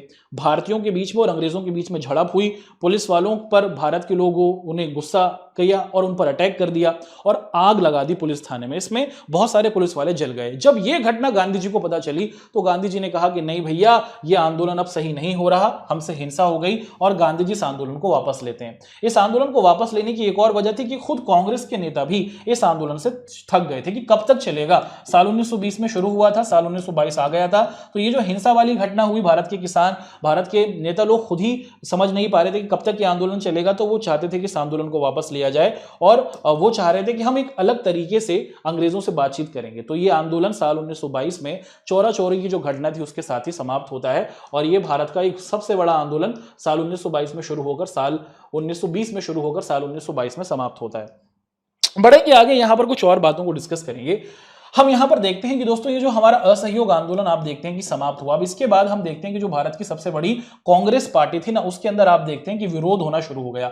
बहुत से जो कांग्रेस के नेता लोग थे उनका मानना था कि गांधी जी जो आंदोलन करते हैं ना वो सही है, कि हम आंदोलन कर अंग्रेजों से अपनी बातें मनवाएंगे। लेकिन कुछ भारत के अंतर्गत आप देखते हैं कि जो हमारे कांग्रेस के नेता थे, भारत के जो आजादी के मतवाले थे, उनमें आपको दिखता है मोतीलाल नेहरू जी और आपको दिखता है दोस्तों CR दास जी, है ना, चित्तरंजन दास जी। ये दो बड़े नेता ये कहते हैं कि भाई हम कांग्रेस में नहीं रहेंगे, गांधी जी जिस तरीके से चला रहे हैं वो सही नहीं है, आंदोलन का कुछ असर तो दिखा नहीं। ये क्या करते हैं दोस्तों, मोतीलाल नेहरू जी और CR दास जी भारत से अलग होकर, कांग्रेस पार्टी से अलग होकर एक नई पार्टी बनाते हैं जिसे स्वराज पार्टी कहा जाता है। और ये कहते हैं कि भैया हम तो चुनाव में भाग लेंगे, हम लोग अंग्रेज जो चुनाव कराते हैं ना, उन चुनावों में भाग लेकर क्या करेंगे, राजनीति के जरिए, पॉलिटिक्स के जरिए बदलाव लाने की कोशिश करेंगे। तो भारत के अंतर्गत हम देखते हैं कि ये कुछ दो घटनाक्रम हमें आते हुए दिखते हैं। वहीं कुछ दूसरे नेता जैसे नेहरू जी हुए, आपको दिखता है कि सुभाष चंद्र बोस जी हुए, इनका मानना था कि नहीं भैया ये जो आंदोलन का तरीका है ना यही सही है और इसी के जरिए हमें पूर्ण स्वराज यानी कि पूरी आजादी मिलेगी। और साल 1922 के बाद का जो समय था ना वो कांग्रेस के लिए बहुत ही अंतर्द्वंद यानी कि बड़ी ही असमंजस स्थिति थी कि हम आंदोलन करें या फिर चुनाव में भाग लें। इसी में आप देखते हैं कि ज्यादातर लोग फंसे हुए थे, लेकिन बड़े स्तर पर आप देखते हैं कि जो ज्यादातर लोग थे वो आंदोलन को ही पसंद कर रहे थे कि आंदोलन ही भविष्य में किया जाए। अच्छा, ये जो घटना हो रही थी असहयोग आंदोलन के बाद हम देखते हैं भारत में कुछ और चीजें भी हमें देखने को मिलती हैं। उसी समय आप देखते हैं कि दुनिया में ग्रेट डिप्रेशन आता है यानी कि आर्थिक महामंदी आ जाती है, महंगाई बहुत ज्यादा बढ़ जाती है, खाने पीने की चीजें आप देखते हैं कि बहुत मुश्किल से लोगों को मिलती हैं। साल 1930 तक आते आते जो खाने पीने की कीमतें थी ना दोस्तों वो बहुत ज्यादा बढ़ जाती है और इससे हमारे पूरे देश में तबाही बढ़ने लग जाती है और भारतीयों के दिल में अंग्रेजों के प्रति जो गुस्सा था ना आप देखते हैं कि वो धीरे धीरे बढ़ता ही चला जाता है क्योंकि अंग्रेज भारतीयों की समस्याओं की तरफ ध्यान दे ही नहीं रहे थे। अच्छा, इस असहयोग आंदोलन के परिणाम क्या हुए? हाँ, ये आंदोलन असफल तो रहा, लेकिन इस आंदोलन के जरिए क्योंकि हमारे हिंदू मुस्लिम लोग थे वो इकट्ठे हुए, क्योंकि उन्होंने खिलाफत आंदोलन भी किया था। इसी के जरिए हम देखते हैं कि इसी आंदोलन के जरिए भारत के लोग एक झंडे के नीचे आए, यानी कि कांग्रेस पार्टी के झंडे के नीचे आए। लोगों में देश प्रेम की भावना इस आंदोलन ने पैदा कर दी। और उसी के साथ साथ गांधी जी क्या था दोस्तों, आप देखते हैं कि एक बड़े जननायक के तौर पर पहचाने जाने लगे। तो एक बड़ा परिवर्तन हमें क्या दिखता है दोस्तों, इस आंदोलन के बाद आता हुआ दिखता है। भारत के लोगों ने यह दिखा दिया कि अगर हम अंग्रेजों के सामान का प्रयोग नहीं करेंगे, और भारत के लोगों ने क्या किया, अपने सामानों को खरीदना शुरू किया, तो भारत के व्यापारियों को भी आप देखते हैं कि इसके अंतर्गत बड़ा फायदा हुआ। और ये जो अंग्रेज थे इनको नुकसान होता हुआ दिखा। भारतीयों ने दिखाया कि अगर हम इकट्ठे रहेंगे तो हम अपनी बातों को मनवा सकते हैं। तो ये तो रहा दोस्तों साल 1922 तक की घटनाक्रम का पूरा कच्चा चिट्टा। अब क्या हुआ, अब देखिए दोस्तों, फिर घटनाक्रम बढ़ते हैं आगे और समय आ जाता है साल 1927 का। असहयोग आंदोलन के बाद हम देखते हैं कि देश में कुछ और बड़े घटनाक्रम नहीं होते हैं, देश में कुछ छुटपुट घटनाएं होती हैं, लेकिन हम देखते हैं कि अब यहां पर हमारा समय आ जाता है साइमन कमीशन का। अब ये साइमन कमीशन क्या है दोस्तों, हम देखते हैं कि साल 1928 में कुछ लोगों के साथ, कितने लोगों के साथ दोस्तों, 7 लोगों को रखा जाता है। और ये 7 लोग जो थे दोस्तों, आप देखते हैं कि इंग्लैंड से भारत भेजे जाते हैं। क्यों भेजे जाते हैं भैया जी, इनको भेजा जाता है कि भैया जाओ और भारत का जो संविधान बनेगा ना, उस संविधान में क्या क्या चीजें होनी चाहिए, किस तरीके से चीजें होनी चाहिए, ये जाकर बताओ। अंग्रेज भारत भेजे जा रहे हैं, अंग्रेज अधिकारियों ने भेजे, 7 लोग भेजे, और ये 7 के 7 अंग्रेज थे। ये भारतीयों के लिए बड़े अपमान कर देने वाली बात थी कि भारत का संविधान बनेगा, भारत के कानूनों को बनाया जाएगा। क्या भारत के लोग इस योग्य नहीं है, क्या भारत के लोग इस लायक नहीं है? क्या हमारे पास उस समय विद्वान नहीं थे? हमारे पास अंबेडकर जी थे, हमारे पास गांधी जी थे, हमारे पास नेहरू जी थे, हमारे पास सुभाष चंद्र बोस जी थे, हमारे पास पटेल साहब जैसे विद्वान लोग शामिल थे। तो भारत के लोगों के लिए बड़ी ही आप देखते हैं कि अपमान कर देने वाली बात थी। तो साल 1928 में आप देखते हैं कि जब ये भारत में आते हैं और अपना सजेशन देने की कोशिश करते हैं, तो भारतीयों के दिल में बहुत गुस्सा आता है कि भाई ये तो हमारे लिए बहुत अपमानित करने वाली बात है कि सब के सब इसमें अंग्रेज हैं, किसी भी भारतीय सदस्य को उसमें नहीं रखा गया। और भारत के नेता क्या करते हैं कि भैया इसका बड़े स्तर पर क्या करते हैं दोस्तों, विरोध करना शुरू करते हैं। तो जब ये साइमन कमीशन का मतलब साइमन का ये जो पूरा का पूरा ग्रुप था, है ना, इस आदमी का जो नाम था दोस्तों, ये जो है इसी का नाम था सर जॉन साइमन, और इसी के नाम पर इस ग्रुप का नाम साइमन कमीशन रखा गया था। फिर आप देखते हैं दोस्तों, ये जो साइमन कमीशन भारत आया, तो भारत के लोगों ने इसको क्या किया दोस्तों, आप देखते हैं कि साइमन गो बैक, हे साइमन गो बैक, इस तरीके के नारों से आप देखते हैं कि इसका स्वागत किया। और ये बताया कि हम इसको बिल्कुल भी पसंद नहीं करेंगे कि भारत के संविधान के बारे में अंग्रेज लोग कुछ भी अपना क्या ना करें दोस्तों, अपना कोई भी सजेशन हमें नहीं दें। और इसी के बाद आप देखते हैं कि एक समय गुजरता है, साल 1929 आ जाता है, और साल 1929 में आप देखते हैं कि उस समय का जो सबसे बड़ा अंग्रेज अधिकारी था, जिसका नाम था लॉर्ड इरविन, जो पूरे भारत में अंग्रेजों का सबसे बड़ा अधिकारी था, वो क्या कहता है, आजादी नहीं मिलेगी तुम्हें, आजादी नहीं देंगे, लेकिन क्या करेंगे, तुम्हें ना डोमिनियन स्टेट बना देंगे। अब डोमिनियन स्टेट का मतलब क्या होता है दोस्तों, डोमिनियन स्टेट का मतलब होता है कि तुम क्या है दोस्तों, कि हम लोग ना क्या है कि तुम अपने देश में छोटे मोटे कानून बना सकते हो, लेकिन तुम्हारे पूरे देश पर कब्जा हमारा ही रहेगा। डोमिनियन स्टेट का मतलब होता है कि भारत को पूरी आजादी नहीं मिलेगी, छोटे मोटे कानून, छोटे मोटे फैसले तुम लोग ले लो भारत के लोग, लेकिन बड़े फैसले, हर एक चीज पर कब्जा अंग्रेजों का ही रहेगा। यह सुझाव दिया जाता है, जिसके बारे में भारत के लोग इसको बिल्कुल भी पसंद नहीं करते। अब भारत के लोगों को समझ में आ गया कि भाई अब तो कहानी यहां पर बड़ी खतरनाक हो रही है ना, कि ये हमें डोमिनियन स्टेट बना रहे हैं, हमें पूरी आजादी नहीं दे रहे, यूं कह रहे हैं कि छोटी मोटी छूटें ले लो, है ना, छोटे मोटे फैसले तुम खुद कर लेना, बड़े फैसले हम ही लेंगे। अब भारत के नेता लोगों को समझ में आता है कि अब तो कुछ करना पड़ेगा, अब तो कुछ बड़े स्तर पर करना पड़ेगा। और इसीलिए हम देखते हैं कि भारत के नेता लोग क्या करते हैं दोस्तों, भारत के नेता लोग करते हैं एक मीटिंग। क्या करते हैं दोस्तों, साल 1929 में की जाती है एक मीटिंग, या फिर जिसे हम लोग अधिवेशन के नाम से भी पुकारते हैं। ये कहां होती है मीटिंग भैया, दिसंबर के महीने में साल 1929 में आप देखते हैं कि लाहौर में, है ना, लाहौर आज के समय में पाकिस्तान में है, उस समय तो भारत में ही था, लाहौर में इस मीटिंग को किया जाता है। और इस मीटिंग में यह तय होता है कि भैया जी हम क्या करेंगे दोस्तों, हमें तो पूरी आजादी चाहिए, भारत के अंदर पूर्ण स्वराज की जो बात की जाती है कि भैया छोटी मोटी आजादी नहीं, ये देश हमारा है और इस देश की इत्तू सी भी जमीन पर हम अंग्रेजों को नहीं रहने देंगे, इस देश पर पूरा का पूरा शासन भारत के लोगों का होगा। तो भारत के लोग क्या करते हैं दोस्तों, साल 1929 में कांग्रेस पार्टी और सभी बड़े नेता लोग मिलकर इस अधिवेशन में आते हैं और यह तय करते हैं कि हम लोग भारत में क्या करेंगे दोस्तों, पूर्ण स्वराज की बात करेंगे। और इसी मीटिंग में यह तय होता है कि अगले महीना जो आएगा ना जनवरी का, उसमें 26 तारीख को साल 1930 में हम लोग आजादी का दिवस मनाएंगे। वास्तविकता में हमें आजादी नहीं मिली थी, लेकिन अंग्रेजों को बताने के लिए कि भैया अगर तुम हमें आजादी नहीं दोगे तो क्या हम आजादी का दिवस नहीं मना सकते। तो भारत के लोग क्या करते हैं दोस्तों, अंग्रेजों को दिखाने के लिए मुख्य तौर पर यह तय करते हैं कि हम लोग 26 जनवरी 1930 को आजादी का दिवस मनाएंगे। तो ये बात आप देखते हैं कि इस लाहौर अधिवेशन में तय होती है, और इस लाहौर अधिवेशन की जो अध्यक्षता थी वो पंडित नेहरू जी के द्वारा आप देखते हैं कि की जाती है।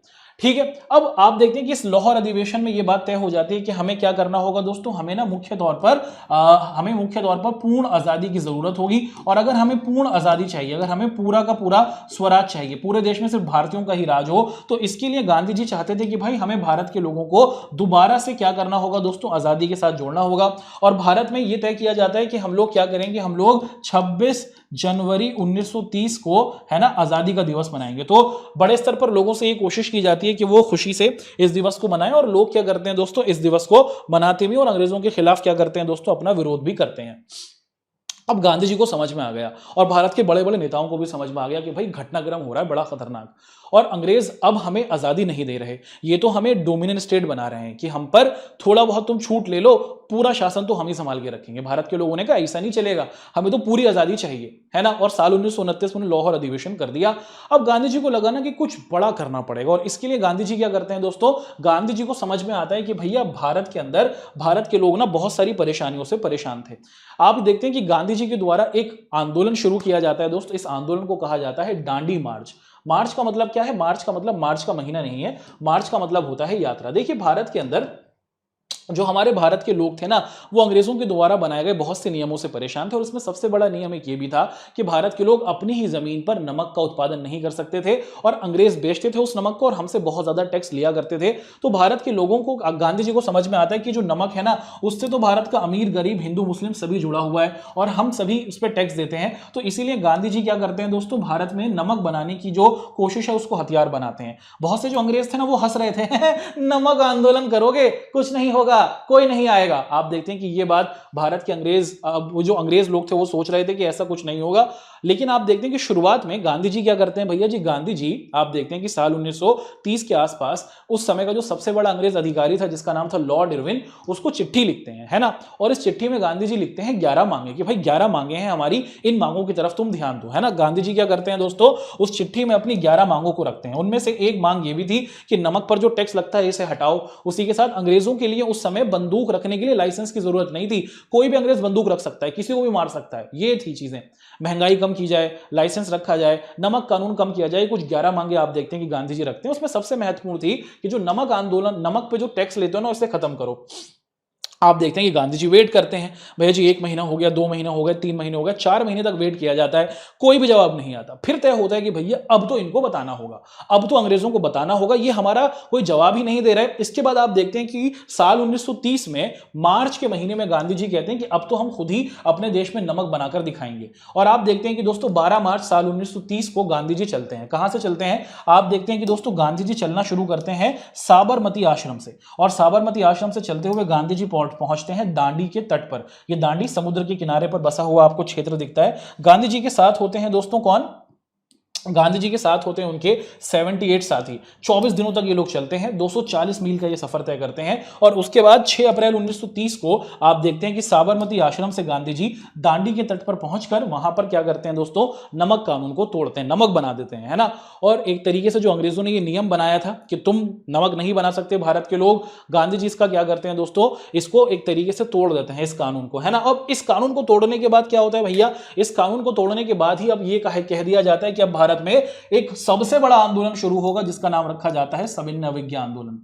ये जो सविनय अवज्ञा आंदोलन है दोस्तों, इसका मतलब क्या है, इसका मतलब है कि हम अंग्रेजों के बनाए नियम और कानून को नहीं मानेंगे। सविनय अवज्ञा का मतलब कि हम विनम्रता के साथ, हम बहुत ही सम्मान पूर्वक तुम्हारे किसी भी बनाए कानून को नहीं सुनेंगे। जब तुम हमारी बात को सुन रहे थे, हमने तुम्हें चिट्ठी लिखी, तो हम तुम्हारे बनाए नियमों को क्यों माने। आप देखते हैं कि सविनय अवज्ञा आंदोलन भारत में शुरू होता है।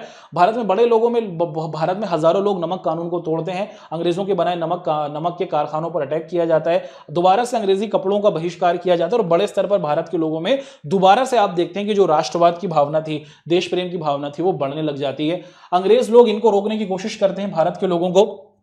गांधी जी को लगभग 1 महीने तक हिरासत में रखा जाता है, और अंग्रेज क्या करते हैं दोस्तों, अंग्रेज लोग जो थे बड़े लेवल पर क्या करना शुरू कर देते हैं, बहुत ज्यादा क्रूर हो जाते हैं, बड़े तौर पर भारत के लोगों को पकड़ते हैं, महिलाएं हुई, बच्चे हुई, उन सभी को पकड़ना शुरू कर देते हैं। और बड़े स्तर पर आप देखते हैं कि भारत के लोग भी अंग्रेजों के बनाए जो मुख्यालय थे उन पर कभी ना कभी छोटे छोटे हमले करते हुए हमें दिखते हैं। अंग्रेज जो थे भैया इसको रोकने को पूरे तौर पर तैयार थे, अपनी सेना बुला लेते हैं, महिलाओं को पकड़ते हैं, बच्चों को पकड़ते हैं और लगभग 1 लाख लोग, उस समय 1 लाख लोगों को इस आंदोलन की वजह से जेल में डाला जाता है। तो बड़ा क्रूर तरीका आप देखते हैं कि अंग्रेजों के द्वारा किया जाता है। अब देश में सविनय अवज्ञा आंदोलन तो शुरू हो गया था। अब देश में जब सविनय अवज्ञा आंदोलन शुरू हो गया, अंग्रेजों को देखा भाई हम इसको नहीं रोक पाएंगे, ये तो हमारी कोई नियम मान ही नहीं रहे। तो अंग्रेजों को समझ में आता है कि हमें बात करनी पड़ेगी गांधी जी से। और आप देखते हैं कि फिर भैया होती है मीटिंग, है ना। कब होती है मीटिंग? साल 1931 में, 5 मार्च 1931 में हम देखते हैं कि गांधी जी के बीच में और उस समय का जो सबसे बड़ा अंग्रेज अधिकारी था, ये रहा भैया वो अधिकारी। क्या नाम है इसका? इसका नाम है लॉर्ड इरविन। गांधी जी के बीच में और इरविन के बीच में आप देखते हैं कि क्या होता है दोस्तों, एक समझौता होता है। इसी ही गांधी इरविन समझौता भी कहा जाता है। इस समझौते में कुछ बातें तय होती हैं। क्या बातें तय होती हैं दोस्तों? इसको हम लोग एक एक कर यहां पर समझने की कोशिश करते हैं। इसमें सबसे पहले ये कहा जाता है, अंग्रेज लोग ये कहते हैं कि गांधी जी आप ना लंदन चले जाओ, वहां पर ना गोलमेज सम्मेलन होती। गोलमेज सम्मेलन का मतलब है कि एक राउंड टेबल होती थी, उसमें भारत से संबंधित मुद्दों को डिस्कस करने के लिए भारत के नेताओं को बुलाया जाता था। तो गांधी जी से कहा जाता है कि आप वहां जाइए और आपकी जो भी ये मांगे हैं ना हम पूरी कर लेंगे, घबराने की जरूरत नहीं है। गांधी जी कहते हैं कि भैया सबसे पहले तो ये हमारे साथी तुमने पकड़े हैं 1 लाख, इनको छोड़ो, जो बड़े बड़े नेता लोग पकड़े हैं इनको भी छोड़ो। वो कहते हैं कि हाँ हाँ छोड़ देंगे, घबराने की जरूरत नहीं है। आप क्या करो, आप तो लंदन जाओ, गोलमेज सम्मेलन में भाग लो। गांधी जी के चले जाते हैं। गांधी जी पहुंचते हैं दिसंबर के महीने में साल 1931 में लंदन पहुंच गए जी। यहां पर आप देख पा रहे हैं दोस्तों, गांधी जी बैठे हैं, मदन मोहन मालवीय जी बैठे हैं, बड़े बड़े नेता भारत के बैठे हैं। अब यहां पर इस मीटिंग में यह तय किया जाता है कि जी हाँ, अब आगे कैसे चलना है, किस तरीके से भारत को चलाना है। अब अंग्रेज लोग कहते हैं कि भाई तुम्हारी सब बात ठीक है, तुम नमक कानून तोड़ना चाह रहे हो तोड़ो, तुम्हें लाइसेंस रखवाना है हमारे लिए लाइसेंस रख देंगे, लेकिन ये जो तुम बात कर रहे हो किस चीज की, गांधी जी कहते हैं कि भैया जी हम, अंग्रेज कहते हैं कि हम हर चीज को मानने के लिए तैयार हैं, लेकिन तुम ये जो स्वराज, ये जो आजादी की बात कर रहे हो ना, ये नहीं मानेंगे। गांधी जी ने कहा कि भाई ऐसा नहीं होगा, है ना। गांधी जी क्या कहते हैं दोस्त, ऐसा नहीं होगा, आपको सारी बातें तो माननी ही होंगी, उसी के साथ साथ हमें स्वराज तो देना ही होगा, हमें आजादी तो देनी ही होगी, हमें खुद का राज करना है अपने देश में। अंग्रेज कहते हैं कि ये बात नहीं होगी और गांधी जी आप देखते हैं कि इस मीटिंग को छोड़कर वापस भारत आ जाते हैं, है ना। अच्छा, जब गांधी जी क्या करते हैं दोस्तों, जब गांधी जी लंदन जाते हैं ना, तो वो क्या करते हैं उस समय के लिए, जब वो लंदन जाते हैं तो ये जो सविनय अवज्ञा आंदोलन चल रहा था इसे रोक देते हैं। क्या कहते हैं कि भैया जी हम रोक देते हैं। अंग्रेज कहते हैं कि इसे रोको और जाओ, तो गांधी जी से रोककर क्या कर देते हैं, लंदन चले जाते हैं।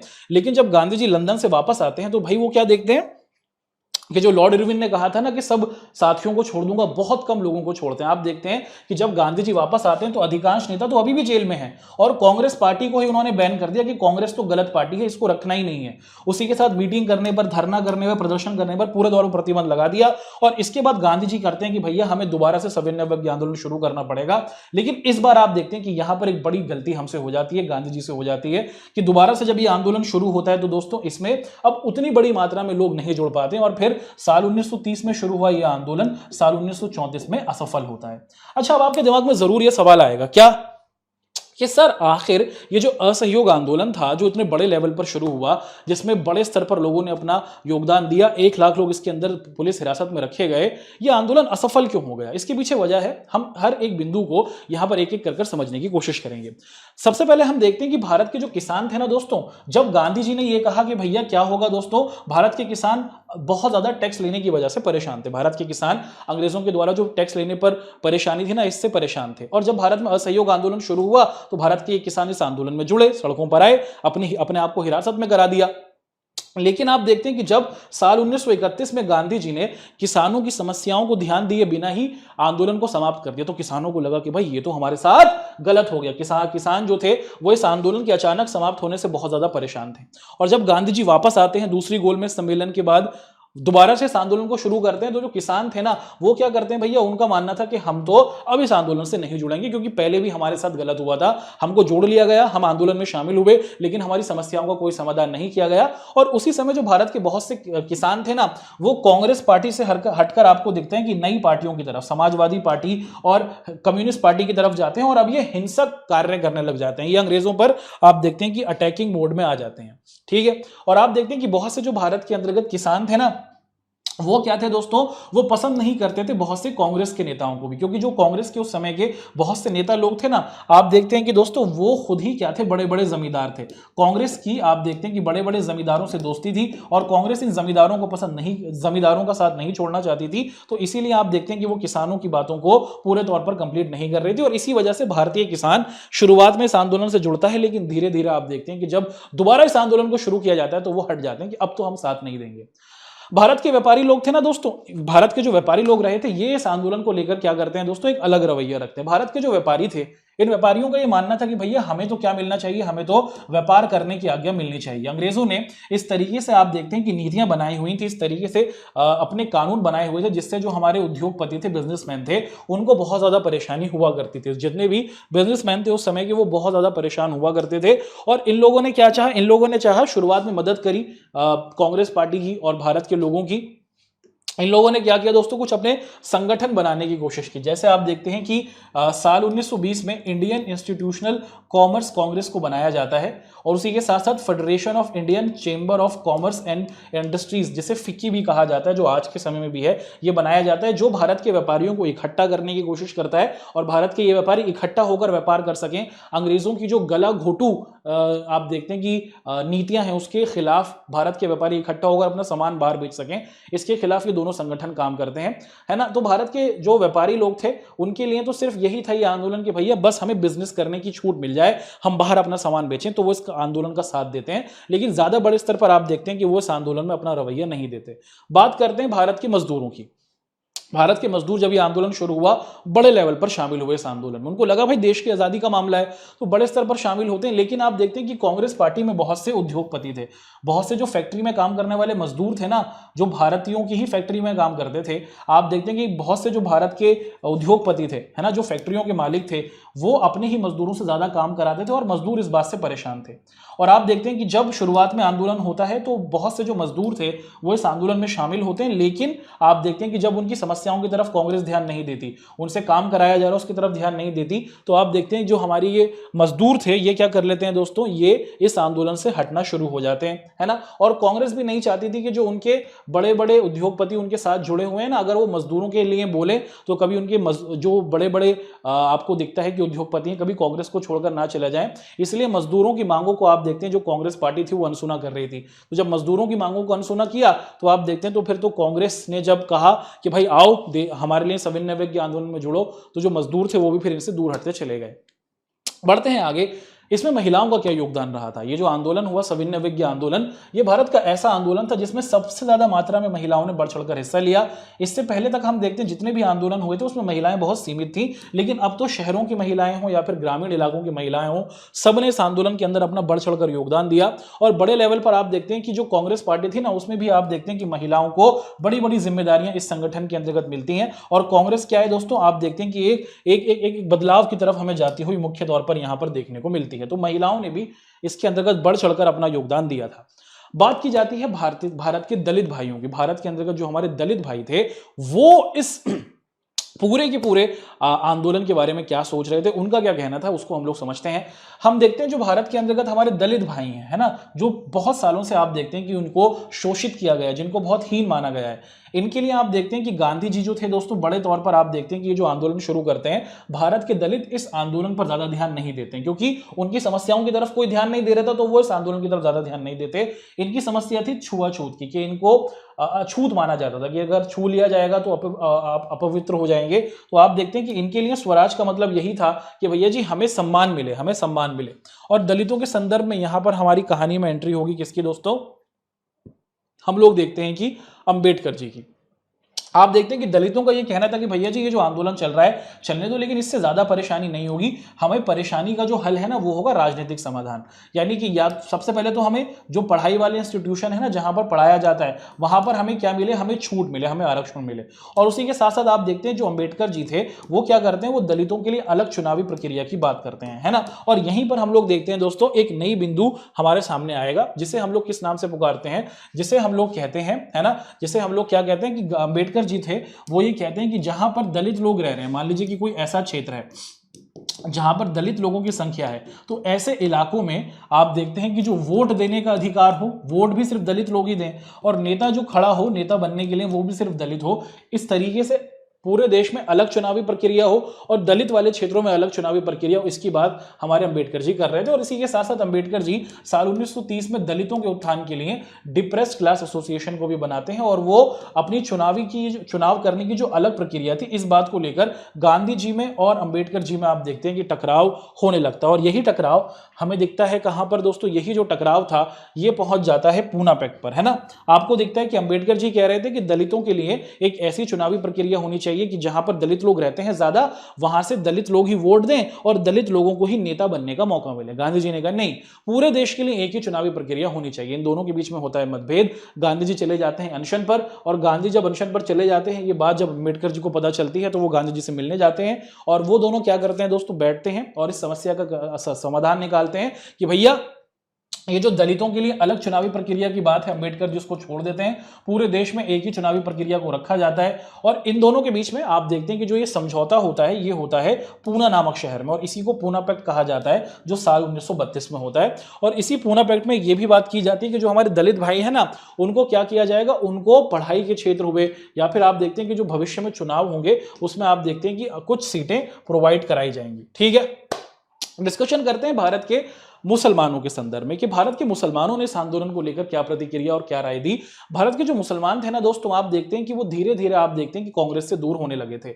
साल 1920 में आप देखते हैं कि जब साल 1919 में खिलाफत आंदोलन हुआ था, तो उसके जरिए हिंदू मुस्लिम तो एक बहुत नजदीक आ गए थे, लेकिन जैसे जैसे समय गुजरता चला गया तो साल 1930 तक आते आते ये देखा जाने लगा जो कांग्रेस थी ना, वो पूरे तौर पर हिंदूवादी पार्टी होने लगी। बहुत से मुसलमानों का यह मानना था कि भाई कांग्रेस में सिर्फ हिंदू ही नेता लोग हैं, मुसलमान के नेता लोग नहीं होते। और आप देखते हैं कि अब भारत में क्या हो जाता है दोस्तों, मुसलमानों के लिए एक नई पार्टी भी बन जाती है। साल 1906 में आप देखते हैं कि मुसलमानों के अधिकारों के लिए एक पार्टी बनती है जिसका नाम रखा जाता है मुस्लिम लीग, और ये ढाका जो आज का बांग्लादेश है वहां पर बनती है। आप देखते हैं कि इस पार्टी के जो नेता थे मोहम्मद अली जिन्ना भाई, वो कहते हैं कि भैया हमें तो अलग चुनावी प्रक्रिया ही नहीं चाहिए, हमें तो क्या चाहिए, हमें तो एक अलग देश ही चाहिए। और आप देखते हैं कि ये अलग देश की मांग पर कहीं ना कहीं आतुर हो जाते हैं। और भारत के जो मुसलमान थे, है ना, अधिकतर जो भारत के मुसलमान थे वो आपको दिखता है कि ये जो हमारा सविनय विज्ञ आंदोलन था उससे अलग थे, उससे दूर रहे थे। और इसी वजह से आप लोग क्या देखते हैं दोस्तों, इसी वजह से आप लोग देखते हैं कि भारत के अंतर्गत जो ये हमारा असहयोग सविनय विज्ञ आंदोलन रहा था वो कहीं ना कहीं कमजोर रहता है। हमारी जो ये आप देखते हैं कि भारत के अंतर्गत आप देखते हैं कि बहुत से जो लोग थे, भारत के जो बहुत से मुस्लिम लोग थे, उनको लग रहा था कि जो कांग्रेस पार्टी है वो सिर्फ हिंदू भाइयों के लिए है और यही लोग आगे इस पार्टी में है। तो इसीलिए भारत के अधिकतर जो मुसलमान थे वो मुस्लिम लीग की तरफ क्या करना शुरू हो जाते हैं दोस्तों, घुसना शुरू हो जाते हैं, मुस्लिम लीग की तरफ बढ़ना शुरू हो जाते हैं, उनकी दूरी आप देखते हैं कि बढ़नी शुरू हो जाती है। ठीक है, और इसी वजह से आप देखते हैं कि भारत के, क्योंकि किसान भी इस आंदोलन से अलग हुए, भारत के मजदूर भी इस आंदोलन से अलग हुए, भारत के व्यापारियों ने भी इसका साथ नहीं दिया, भारत के दलितों ने भी इसमें अपना इंटरेस्ट नहीं दिखाया, महिलाएं थी, भारत के मुसलमानों ने भी इसका ज्यादा समर्थन नहीं किया। तो धीरे धीरे आप देखते हैं कि साल 1930 में शुरू हुआ यह हमारा सविनय विज्ञ आंदोलन, आप देखते हैं कि साल 1934 में आकर फिर समाप्त होता है। अब यहां पर कुछ हमारे बिंदु हैं, इनको एक एक करके डिस्कस करते हैं। डिस्कशन है कि भारत के अंदर भारतीयों के दिलों में देश प्रेम की भावना को पैदा करने के लिए आखिर क्या तरीका अपनाया। भारत के लोग किसान थे, मजदूर थे, अधिकतर लोग पढ़े लिखे नहीं थे, डरते थे। तो गांधी जी ने और भारत के अलग अलग नेताओं ने कैसे भारतीयों के दिलों में देश प्रेम की भावना को पैदा किया, इसके लिए आप देखते हैं कि अलग अलग तरीकों को अपनाया गया कि भारत के लोगों में एकता आ सके और भारत के लोग देश पर मर मिटने को तैयार हो। इसके लिए आप देखते हैं कि अलग अलग तरीके अपनाए गए। सबसे पहले भारत को एक माता के रूप में दिखाया, भारत में इस तरीके की चित्रकारी दी गई। आप लोगों ने कहीं जरूर सुना होगा भारत माता, आप लोग जरूर अपने स्कूल के अंदर भारत माता की जय के नारे लगाते हैं। क्या असलियत में कोई भारत माता कर है? नहीं। आप देखते हैं कि भारत में क्या किया गया, भारत के अंतर्गत देश के लोगों से यह कहा कि जैसे आप अपनी माता की रक्षा करते हो, देश भी आपकी माता है। जैसे आप अपनी माता की सुरक्षा करते हो तो देश भी आपकी माता है। आप देखते हैं कि देश को माता के रूप में चित्रित किया गया, और आप देखते हैं कि जब देश को माता के रूप में चित्रित किया गया तो भारत के जो लोग थे, है ना, आप क्या देखते हैं दोस्तों कि तस्वीरों में आप देखते हैं कि भारत माता को चित्रित किया गया। तो भारत के जो लोग थे वो भारत को अपनी माता रूप में मानने लगे और फिर अपने देश पर मर मिटने को पूरे तौर पर तैयार हुए। तो पेंटिंग्स बनाए गए इस तरीके से जिसके जरिए भारत के अंतर्गत हम देखते हैं कि लोगों को जोड़ा गया। उसी के साथ साथ बहुत से गीत लिखे गए लोगों में देशभक्ति को पैदा करने के लिए। आप देखते हैं कि बहुत सारे गीत लिखे गए, जैसे आप देखते हैं कि बंकिम चंद्र चटर्जी ने क्या लिखा दोस्तों, वंदे मातरम गीत लिखा, और इस वंदे मातरम गीत के जरिए देश के लोगों में देश प्रेम की भावना को पैदा किया गया। और ये जो स्वदेशी आंदोलन साल 1905 में हुआ था, है ना, उसके दौरान आप देखते हैं कि इस आंदोलन को लिखा। तो भारत में बहुत से कलाकारों ने अपने गीतों के जरिए, अपनी पेंटिंग्स के जरिए, अपने गानों के जरिए देश के लोगों में क्या किया दोस्तों, देश प्रेम की भावना को लिखा। उसी के साथ साथ ये भी देखा गया कि अंग्रेजों ने ना भारत के लोगों को अलग इतिहास पढ़ाया, ये बताया कि तुम तो डरपोक हो। ऐसा थोड़ी है भाई, भारत के लोग आप देखते हैं कि हमेशा से विद्वान रहे हैं, भारत के अंतर्गत महान महान राजा रहे हैं, महान महान साम्राज्य रहे हैं। तो ये कोशिश की गई कि भारत में क्या किया जाए दोस्तों, कि भारत के बच्चों को इस प्रकार से हम लोग अपनी कहानियां बताएं कि भारत के जो असली नायक रहे हैं, भारत के बच्चों को उस तरीके की कहानियां सुनाई गई, और इस कहानियों के जरिए भारत के लोगों में देश प्रेम की भावना को आप देखते हैं कि पैदा किया गया। लोगों में देश प्रेम की भावना पैदा करने का एक और तरीका था राष्ट्रीय ध्वज, है ना। आप देखते हैं कि भारत में क्या किया गया दोस्तों, राष्ट्रीय ध्वज भी अपनाया गया। तो अगर आप लोग साल 1920 के आसपास का हमारा झंडा देखें देश का, तो वो कुछ इस तरीके से दिखा करता था, है ना। आप देखते हैं कि जो हमारे देश का झंडा था कुछ इस तरीके से दिखा करता था। इसमें आप देखते हैं कि 8 कमल थे, आप देखते हैं कि इसमें 8 कमल थे, एक चांद था और एक सूरज था, है ना। तो ये जो 8 कमल के फूल थे, ये उस समय के 8 राज्यों को दिखा रहे थे। ये जो कमल फूल था, आप देखते हैं कि ये भारत के हिंदू समुदाय को दिखा रहा था, है ना। आप देखते हैं, सॉरी, ये जो हमारा सूरज था ये भारत के हिंदू समुदाय को दिखा रहा था, और ये जो चांद था ये भारत के मुस्लिम समुदाय को दिखा रहा था। तो भारत में हिंदू मुस्लिमों को एक करने के लिए देश में कि हमारी पहचान हमारे देश के झंडे से है, राष्ट्रीय ध्वज को निर्मित किया गया, और इसके जरिए भारत के लोगों में देश प्रेम की भावना को मजबूत किया गया। ये जो चित्र है आप देखते हैं कि बहुत सी मूवीज के अंतर्गत भी प्रयोग में लाया गया है ना।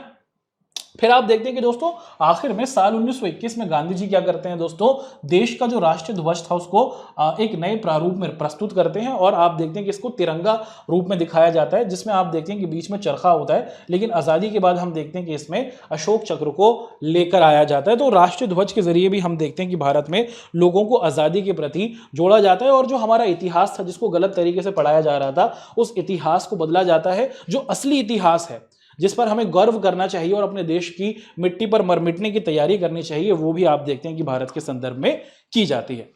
कुछ और हमारे बिंदु होंगे दोस्तों, उसको एक एक कर हम लोग आप सभी के सामने करते हैं डिस्कस। तो हो जाइए तैयार। यहां पर बात करेंगे कि ये सब घटनाक्रम हो रहा था, हमारा सविनय विज्ञ आंदोलन असफल हो जाता है। उसके बाद भारत में हम देखते हैं कि धीरे धीरे समय गुजरता चला जाता है, और साल आता है साल 1942। साल 1942 में आप देखते हैं कि एक आदमी आता है जिसका नाम था मिस्टर क्रिस्प। ये रहा भैया जी ये आदमी। अब ये जो व्यक्ति है दोस्तों, ये जो भारत आता है, ये भारत के अंतर्गत क्या करता है, अपनी योजना प्रस्तुत करता है, और इस योजना के जरिए भारतीयों के दिल में दोबारा से आप देखते हैं कि गुस्सा भर जाता है। तो होता क्या है दोस्तों, इसको यहां पर हम लोग समझ लेते हैं। ये भैया जी क्या कहता है दोस्तों, ये जो क्रिस्प आंदोलन, ये जो क्रिस्प आता है ना, क्रिस्प प्रस्ताव रखा जाता है, इसमें बड़ी अजीब बात आप देखते हैं कि की जाती है। क्या बात की जाती है, इस क्रिस्प आंदोलन में ये कहा जाता है, इस क्रिस्प प्रस्ताव में ये कहा जाता है ना, जो साल 1942 में रखा जाता है भारतीयों के सामने, कि भारत में आप देखते हैं कि उस समय 2 प्रकार के क्षेत्र हुआ करते थे। पहला कौन सा क्षेत्र था दोस्तों, पहला तो वो क्षेत्र था जिन पर अंग्रेजों का शासन था, है ना, अंग्रेज शासित प्रदेश, ठीक है, अंग्रेजों का, अंग्रेजी शासित, जिन्हें क्या कहा जाता था, जिन्हें कहा जाता था प्रिंसी स्टेट्स, है ना। आप देखते हैं कि इनको कहा जाता था प्रिंसी स्टेट या फिर प्रिंसली स्टेट, ठीक है जी, प्रिंसली स्टेट इनको कहा जाता था। और भारत में बहुत से थे जहां पर भारत के राजाओं का शासन था, जिनको कहा जाता था देसी रियासतें। क्या था, देसी रियासतें। अब देखिए था क्या, जब ये साल 1942 में ये जो क्रिस्प प्रस्ताव आया, तो ये कहता है कि भारत में जब भी भारत को आज़ादी मिलेगी ना, तो भारत के जितने भी ये राजा हैं, जैसे राजस्थान के राजा हुए, हैदराबाद के राजा हुए, जम्मू कश्मीर के राजा हुए, जूनागढ़ के राजा हुए, कच्छ के राजा हुए, है ना, तो ये जो भारत के राजा लोग हैं जिन पर अंग्रेजों ने कब्जा नहीं किया हुआ, जिन इलाकों पर, ये चाहे तो भारत में रहें, ये चाहें तो भारत से अलग एक देश बना लें। इस बात को आप देखते हैं क्रिस्प प्रस्ताव में प्रस्तुत किया जाता है, जिसको लेकर भारतीयों में गुस्सा आ जाता है कि भैया ये तो हमारे टुकड़े करने की बात कर रहे हैं, और इसका बड़े लेवल पर विरोध किया जाता है।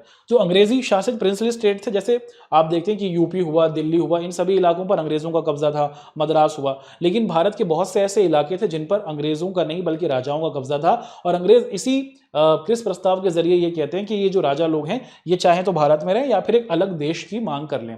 अब कांग्रेस पार्टी जो थी भैया, उनको समझ में आ गया कि ये तो मानने वाले नहीं है, और कांग्रेस पार्टी क्या करती है दोस्तों, उस समय तक दुनिया में दूसरा विश्व युद्ध शुरू हो गया था, साल 1939 में दूसरा विश्व युद्ध शुरू हो गया था।